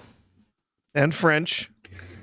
Okay, well, that explains it. And he liked big, veiny but things. He wasn't worried that you would see what he enjoys? He had no damn idea that I was going to be over there cleaning up this computer. It was his advisor, his PhD advisor, who asked me to go clean it up because it wasn't working properly when he needed to use this scanner. So this was the computer that this guy used on a daily basis, and this was a work computer, university-owned computer, and he had downloaded thousands. It was totally filled up. Did you reveal to them? Did you reveal? I told his advisor, because he asked me straight up. He said, "Did you figure out what's wrong with it?" I said, "Yep, I did." It was loaded with viruses too. I said it had a bunch of viruses on it, and I found a whole bunch of gay porn. Well, and he said, "I'm sorry, you found what?" And I said, "I found a hard drive full of gay porn." He was like, "What?" Well, that happened. That happened. I mean, prawns. Yes, you found a lot of prawns on. Yes, a lot of prawns. Yes, with another customer, a lawyer that I was working for, and he's like, "My laptop keeps saying it's full." This is like 15, 20 years ago, and cut the story short. It's similar to your story, Professor. And I'm like, you found a hidden directories. I'm like, well, the bad news is your hard drive is filled with hardcore prawns. But I don't think you're if you care about that, I don't think your son is gay. Yeah. Well, you'd be surprised at how many people don't realize how easy it is to track your movements and see what you're doing. But I will say this. You always want to have a little something on there, because nothing makes law enforcement more suspicious than a squeaky clean computer. And I know this firsthand. You at least put some nice bikini shots or something on there, because if there's nothing, that's generally a what they call a suspicious circumstance. What if they're pictures of Rachel Ziegler? That'll work too. Listen, man, everybody has their kinks, and that's when we've all seen like hundreds of other people's computers, right? You're never surprised. The least person you suspect has their own thing on there. It's a law of nature. And so if it's not there, that's when you get suspicious. Well, the real scary thing was I lived next door to a very small church, and this is, again, like 20 plus years ago. And they wanted to borrow my Wi-Fi. We're that close. They're like, "Do you mind if we hook up to your Wi-Fi?" I'm like, "Well, I don't really think that's such a good idea." And then they had gotten a new pastor, leader, whatever you want to call it, in the church. And like 2 months later, we see like News 12 van is at the corner of our little, tiny street. I'm like, what the hell's going on? Why is there a news truck there? Well, it turns out that new Mr. Pastor, thank God I didn't lend them my Wi-Fi, but they found gigabytes and terabytes of what. And I was like, Mr. Phobos is very worried, so he left. He left. Yeah, he's checking everything. Of young prawns, I'm guessing. Oh my God. I was like, hard. I'm like, oh my God. What if he'd used my Wi-Fi? Like, yeah, absolutely. You do not want to have any. Wait, you had a guy that had young prawns? Next door, the pastor he was saying the leader at the church next door to our house, and it was new. Oh, he's such a great guy. And then people were like, no, it can't be true. And then they came out like he traveled to Thailand every year for 2 months for his vacation. Oh, And then well, they found- maybe he enjoyed the view there. We don't know Yes. that. We Yes, here it at was- Price of Reason Studios Well, are very careful. Well, he's It's- currently Talk about he's something. currently in prison, so I think we're safe. Yeah. Maybe We've for an unrelated crime. quite disturbing when that kind of thing happens. We've had 2 run-ins with people of that particular persuasion That like and shrimp? that like very young shrimp, Very small shrimp. Yes, we've- That's crazy. unfortunately, crazy. one of them we were almost asked to testify as part of it, but Yeah, they you don't want to. determined Oh, they those determined sneaky that we were not shrimp needed. lovers. Yeah, you don't want to look at that stuff either, because man, Oh it no! stays with you. Ooh, Even no. accidentally, I had to turn in 2 people to the police because of stuff I found when working on a bank teller machine. Mhm. And I still I still have nightmares about it. Like, it's awful. This was bank such teller a great machine? topic that we talked about. Yeah, I love that sorry. we talked about this, and Hey, we could also talk about something else now. Could we talk about Mando and Grogu some more. musicians that have deleted themselves? Can we talk about that Oh. instead? Well, whoa, that's. Hey, I'm I wearing don't my know how. That's a really I honestly old joke. don't know how this conversation. That's a got really to- old joke. That's what we Blame your had guest. Yeah. years ago. Like Years it was, ago, yeah. we had Robot Head Robot popped Head. in, and for some reason, the entire conversation turns to talking about musicians and other Deleting actors and themselves, stuff yeah. who had deleted themselves and all the suspicious circumstances underneath which they had passed, such as the no. autoerotic asphyxiation and other things like that. And we're like, I don't know how we ended up having this conversation, but we were up until like 3 a.m. It was. It Sometimes- seemed like a stream that lasted forever, where we were talking about the weirdest stuff. Hey, well, inversely, it was Bob Dylan's birthday on Sunday, but I couldn't get Right. Mr. Brown to celebrate it. So No. Well, Darren M sent. Did I say that he sent 5 Price of Reason live gift memberships? Maybe the Fantastic. PDF files and the shrimps. Maybe it's good to mention that Darren M sent 5 Price of Reason live gift memberships. He enjoys the quality of our conversations, and he wants to share that quality with other people. Thank you. Sonny Rollins died yesterday at the age of 95. He is a legendary saxophonist. Mhm. Oh, well, I'm sorry to hear that. Yeah. Yeah, But by the 95 way, if though. you haven't yet subscribed to this channel, some people arrive here from my different social media. So if you happen to be subscribed in one place, but you're not subscribed here, you should do that. If you're on Rumble, that's where our headquarters for the show is. You know what? I didn't put our logo.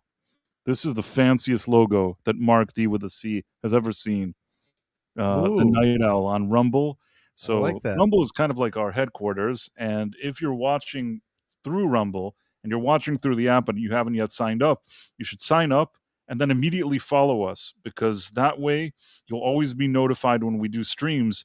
And how else will you get your daily dose, not even daily, twice a week dose of shrimp conversations in the middle of the night? Positivity. Yeah, you just got a gift on Rumble price. So Shrimps and rock stars deleting themselves. You'll only get that kind of content here on the Night Owl. Again, Tuesdays and Thursdays, and if you're in Australia, it's probably like Saturday or whenever at 2 a.m. Yeah. But definitely you should subscribe or you should follow and do all that great stuff. Now, Yeah, where were we, Ista? you got a really nice gift Yeah, on there's Rumble a- side. Yeah. A gift over on Rumble. Yeah. Oh, I got a gift on Rumble. Okay. And so did I, actually. Thank you. Most Uh, excellent. Hold on one second. So we have gaming stuff. Let's see. I'm going to highlight this so everybody could see it. 1 second. A lot of stuff is happening here. Is it sharing it? Yeah, okay. Yep. So Gaming Stuff gifted 5 subscriptions to Price of Reason. Thank you very much, Gaming Stuff. Also a person that we frequently see here in the chat on the Rumble side. And he brought the gift of price Very to other kind. people, which is always good. Yeah. I don't, You like I know, said, I don't know if it's good for them, but it's good for me. So I appreciate it. Price, you're like the bar on Cheers. It's like everybody who's there is pretty much a regular. Like you don't see very many strangers. Like Right. No, you know what? That I think that's the cornerstone of a decent, I dare I say, like decent stream. When agreed. there's a feeling that we're just like a group of people hanging out, and we all kind of already are familiar with each other, and you know Yeah, are on the same wavelength. I think that's cool. yeah, we welcome new people, of course, anytime, but we have a strong community of a lot of people we are really familiar with. And I agree wholeheartedly. That's what makes this place feel like home, where everybody knows your name, even if there's numbers and letters coming after it. Absolutely. Oh, and you've Yep. gotten a couple more gifts, Bryce. Oh, I did. Hold on one Yeah. second. Okay, wait a second. Now this I have to keep up here. You know what? Let me see. How do I do this? Surely there's a way I can highlight this. Okay, so I'm gonna have to remove our special high tech logo for a second. But in addition to the gaming stuff, one double R star. Oh wait, no, that was Yeah. gifted. I'm looking for gifting. No. This is the new gift. Gaming Stuff gave one subscription, which ended up being given to Double R Star. Then Gaming Stuff gave a second one, or a seventh one, that ended up going to Okay. I have Elizabeth another Quince. way to do this. I know what I'm going to do. 1 second. This Okay. is dumb, but this is going to work out.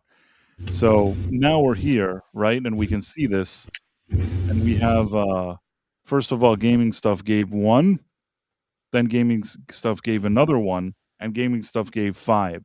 So we have 7 Nice. Price Reason live memberships.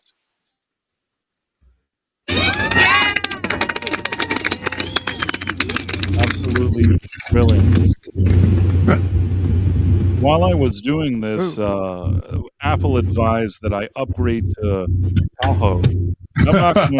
I don't feel like upgrading to Tahoe. I'm going to tell you the truth. Not like right now. Don't This do probably- it now. Yeah, safety You tip. probably should upgrade to Tahoe at some point, but I don't think you want to do that just right now. If Midstream. you're, But I don't even want to do it today or tomorrow. Like I feel like that thing has bugs in it, so I don't want yeah, to. yeah.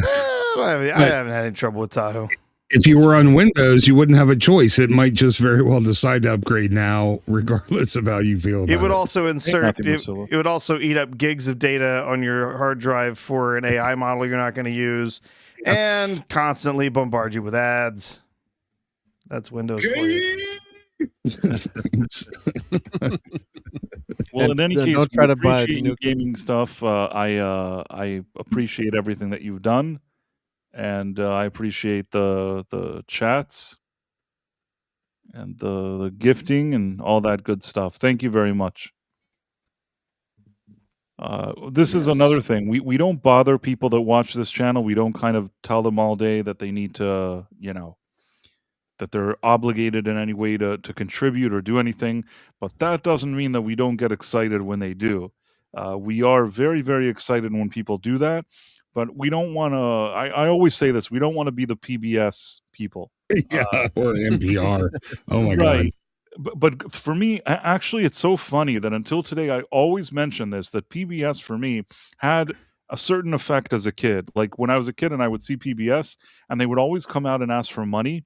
Yep. I felt to myself like I never wanted. It's so weird because it's not when I was watching PBS as a kid. I thought, oh, I'll have streams and like people can do super chats. I didn't think anything. I'm like, man, don't they ask for money too much? Like as a kid, I thought to myself. yeah.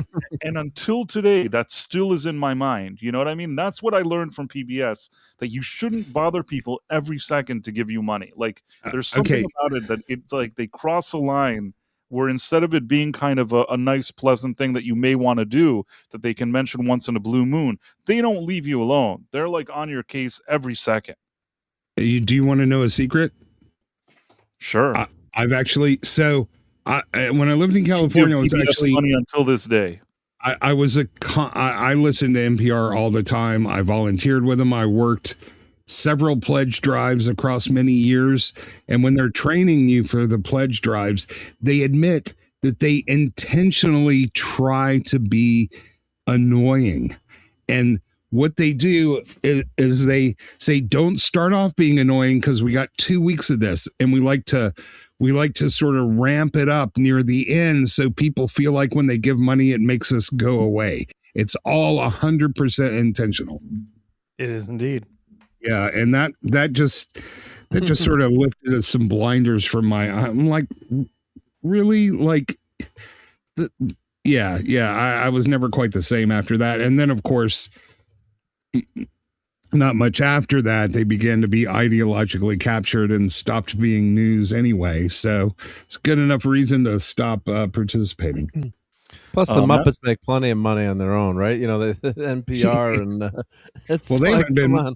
Yeah, the Sesame, they've been they've been sold off for decades. Like they haven't been a part of PBS. Matthew Marcillo says, we appreciate you, Price, Professor R2, Mark, and the cool smoking drinking bear. Wink, LOL. Thank you.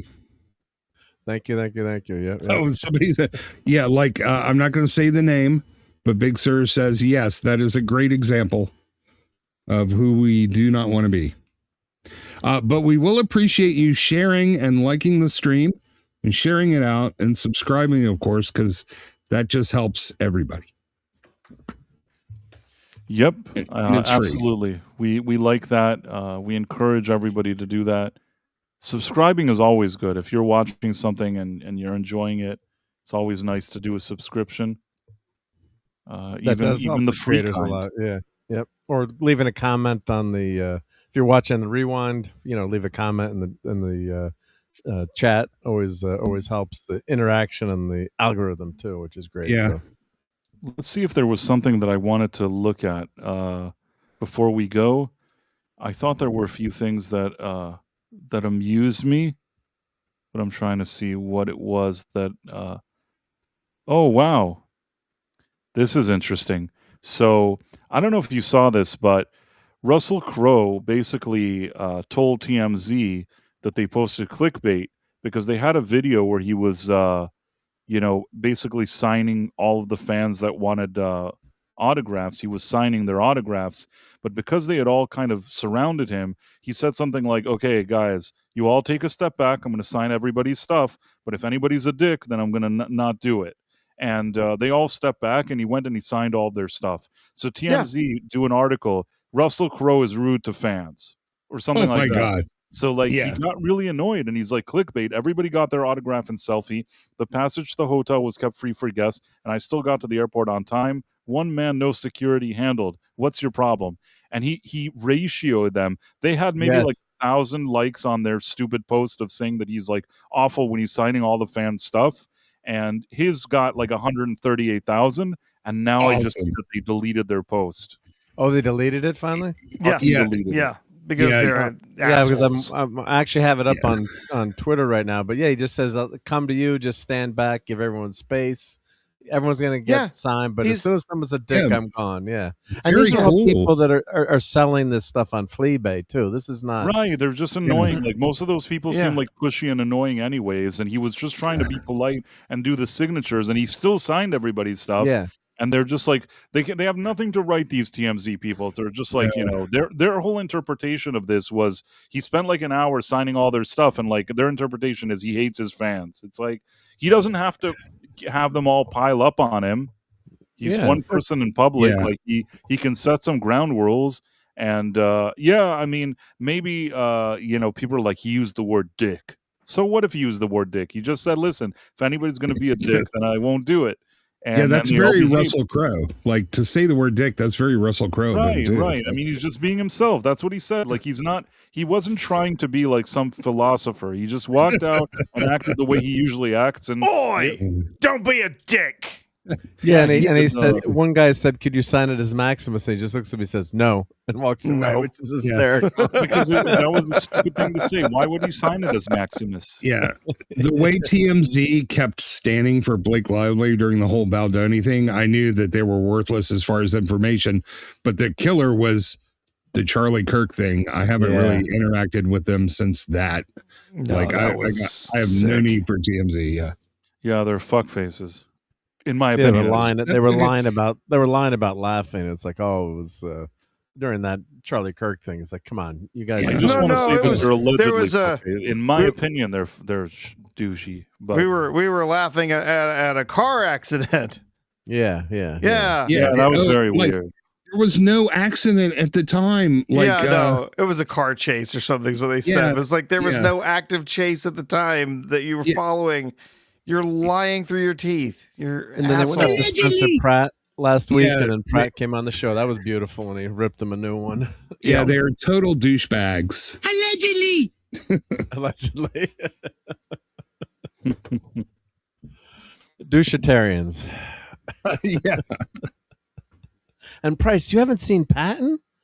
Oh my God, I've watched that movie like 100 times. I mean, with my dad, and his birthday was November 11th, 1885. So of course November, which is Veterans Day, I always watch Patton on Veterans Day. Oh, what a beautiful script and performance by George C. Scott. So I hope you watch it soon. I've seen like clips of it or bits of it, but I've so never good. watched the thing. So Yeah. I know what it is, but I've never watched the full movie. But I guess I should do it at some point. It's like I hate said, to build it up though, because sometimes when friends do that and they build up a movie, but it's one of my. If I'm stuck on a desert island, that's one of the 5 movies that I'm bringing. If I can only have 5. all right. If you guys both say it, I'll watch it. That it is it's the all- godfather of war films. Yeah. I understand. But understand it's old guys love the movie. Understand we're coming at it as old men. So That's you fine. know, I don't mind that. I'll give it a fair chance. Yeah. So basically, also on TMZ, they wrote that Beartooth singer Caleb Shomo comes out as Ruri after a 14-year marriage to a woman. So, Comes out as what? I know you can't say what you're trying to say, but I'm missing what he's fond of Diverse. dudes. diverse. Okay. One of Gotcha. guys. It didn't share it. Yeah, he comes out as fond of dudes, and then somebody wrote this, and I don't know why this is funny. Somebody wrote 14 years of marriage will do that to anyone. Well, I've been married 32 years now, so I'm in trouble. Yeah. People were like, he dragged his wife all these years and whatever. There were all these strange comments. It was like so fascinating to read these comments, but I feel like if I start sharing too many of them, I could get in trouble because Yeah. they were not suitable for some platforms, maybe some of these comments. I'm sorry, but she knew she was his beard. Yeah. After that, Probably after did. that Yeah, point, yeah. after that long. Yeah, no, after 30 days of dating, she knew the score, just like Jada Pinkett. Yeah, you can't hide that. I wonder why was work slowing up for him? Is that why he decided to come out and be That's usually what diverse? happens. Yeah. Who knows? But yeah, at the end of the day, that's just another stupid story. It's strange. She must have known, like you said, she must have known what she's going to be with him for 14 years. They Yeah. say that, when he was 17 and she was a few years older than him, she really wanted to be with him because he was already like in a band and started getting some headway with his with his career. So he was already starting to make money. So she quickly jumped on him. Yeah, she was getting some out of it too. Like they both knew the score. Right. So she was trying to attach herself to a quote unquote celebrity. Although to be fair, I've never even heard of this band. I don't know who it is. I was only there for the comments. You know what I mean? Like some of the comments cracked me up. So I just thought that's interesting.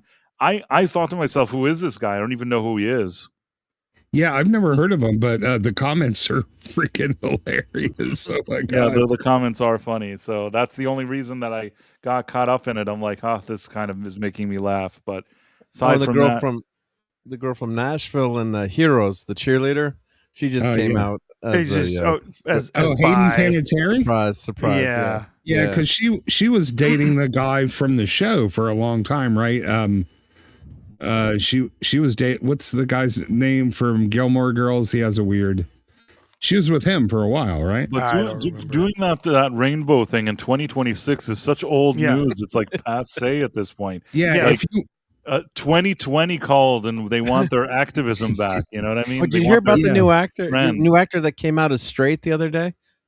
That would be more groundbreaking. I was going to say, if you want to be bold, you have to come out as heterosexual. That's the new punk rock. Yep. You had that JoJo Siwa girl, didn't she convert or something from, she said she was this, but then she became straight? Oh, but that's different if you're converting, I guess. No, but she was supposedly rainbow, but then she decided she's not rainbow. So that was one of the only cases I remember of that. Well, I mean, I remember there was another one. The Michelle Shocked. Michelle Shocked doing the whole acoustic singer-songwriter thing for a long time. She said her label said she would get a lot more traction if she pretended to be like really, really like women. And she said she did it for like 15 years, but then she, sort of came out as seriously religious and stopped. So take that for what it's worth. I think Demi Lovato switched sides, didn't she? Twice? Well, it's like they all wanted to jump on this trend. They said like, hey, I have like all these pronouns and I'm a rainbow person. And then after a bit of time, she's like, you know what? Maybe I'm not all of that. I may not have been serious when I said that, because I feel like she saw that there was no benefit to it. There was really no upside to it. So then she just like, she decided to back off of that, and I feel like it's or whatever. I feel like it's easier for women to pretend to maybe be that than it is for a man to maybe pretend to be that. Yeah, no, and I'll tell you. Okay, I'm gonna get in trouble with our 3 lady viewers here, but I feel like I'm gonna say something now, and this we can wrap up the show with this thing, and I'm gonna get in trouble with our 3 ladies. But as a kid growing up, a lot of times, like, women, when they see each other, and I would notice this, they're like hugging each other and they're holding hands and sort of like kissing each other on the cheek, and they're all like touchy feely. Whereas like dudes are just like, maybe they'll do like some dapping and like high fives and shit and some thumbs up, but they're not gonna go like, caressing each other all day. You know what I mean? So once I saw that as a kid, I thought to myself, they're different from men. They have something already built in, that they're more kind of like have this touchy-feely thing with each other. That doesn't mean that necessarily that they're rainbow, but their whole vibe and what they do is different. Men don't do that, or at least prior to Gen Z, men didn't do that. And then like women would do that. And that's why it would make sense to me. So it, like, for a woman to sort of be playing on both teams, it seemed like a thing that could happen more easily. You know what I'm saying? Yeah. Whereas with men, I think that it has to be something a lot more of a serious decision on somebody's end. If you get what I'm saying. Yeah, okay. So I've never heard of this guy. Sorry, ladies, the Elizabeth. I'm so sorry that you had to hear me say that. Hey, they may agree. So Caleb Shlomo, I've never heard of him. I just looked at a picture of him. Dude, the whole universe knew he was gay. Anybody who looked at him for a second would know he was gay. That's not a secret. Elizabeth Quinn says, worked in women's prison and will vouch. Oh, see? Good. That's why I like Elizabeth. Yeah. That's why she's the woman that listens to the One Night Owl. Yeah, that dude is as gay as the recent electric Ferrari. So what's this guy's name? What's his name? So I can goggle him. Caleb Shomo. Caleb Shomo? Shomo, yeah. Okay, let me see. Yeah, the new Ferrari also. Yeah, this was. I was going to ask Price if he had seen this. Oh God, what happened? What? Did they go the Jaguar route? This is the new Ferrari loose. Okay.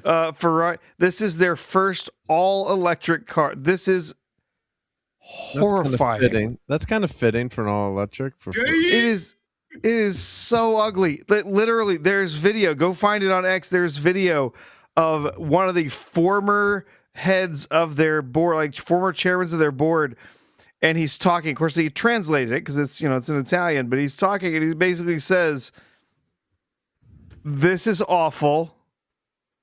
First he says, "I can't say too much because it would damage the Ferrari brand," but This is not good. I hope they take the prancing horse off of it. At least we know that China won't copy this.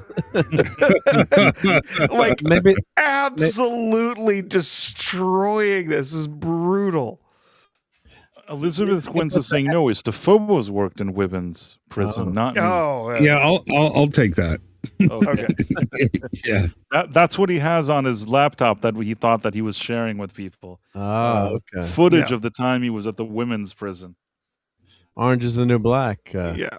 Were you on that show? But maybe they could put the Ford Edsel logo on this car. Could you? But so this is the new Ferrari. It's an EV that has a total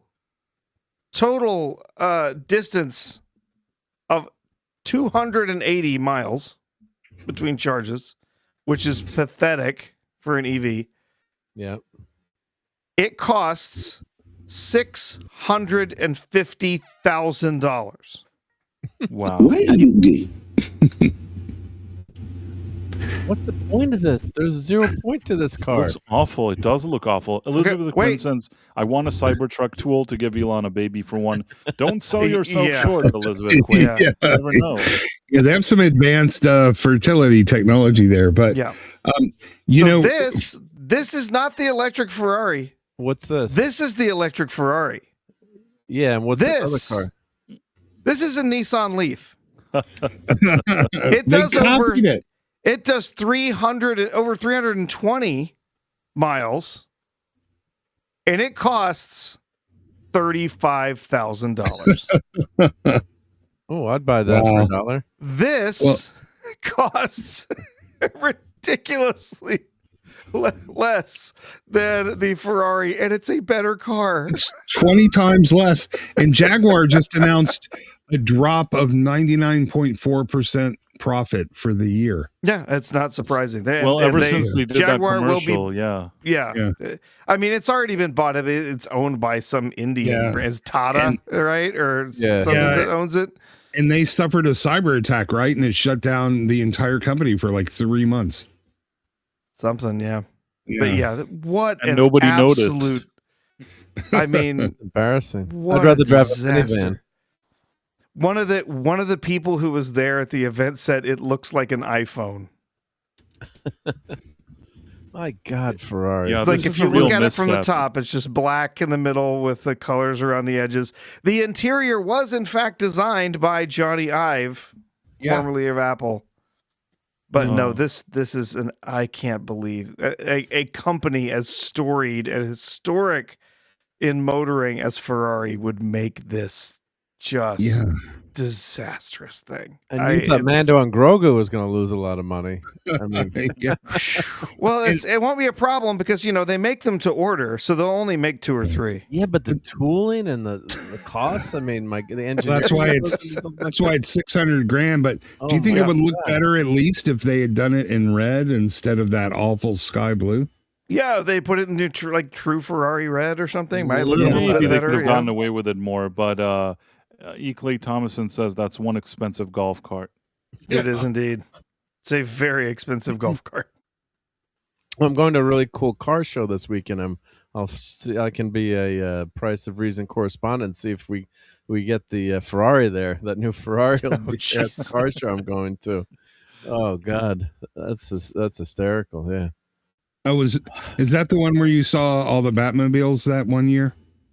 It's the Greenwich Concourse. So that was. I usually post a ton of slideshows on my channel on that and coverage. So not Batmobiles per se, but some very cool, rare cars there. It's just unbelievable what they've got. So it's an amazing show to get to. So it's a 2-day show. I might go both days. We'll see.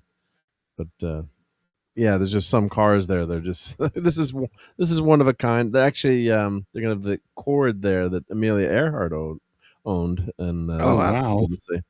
The Cord is amazing. 812 Cord, yeah, that's a front wheel drive car. Yep. So way back when. So Yeah, really early front drive. yeah.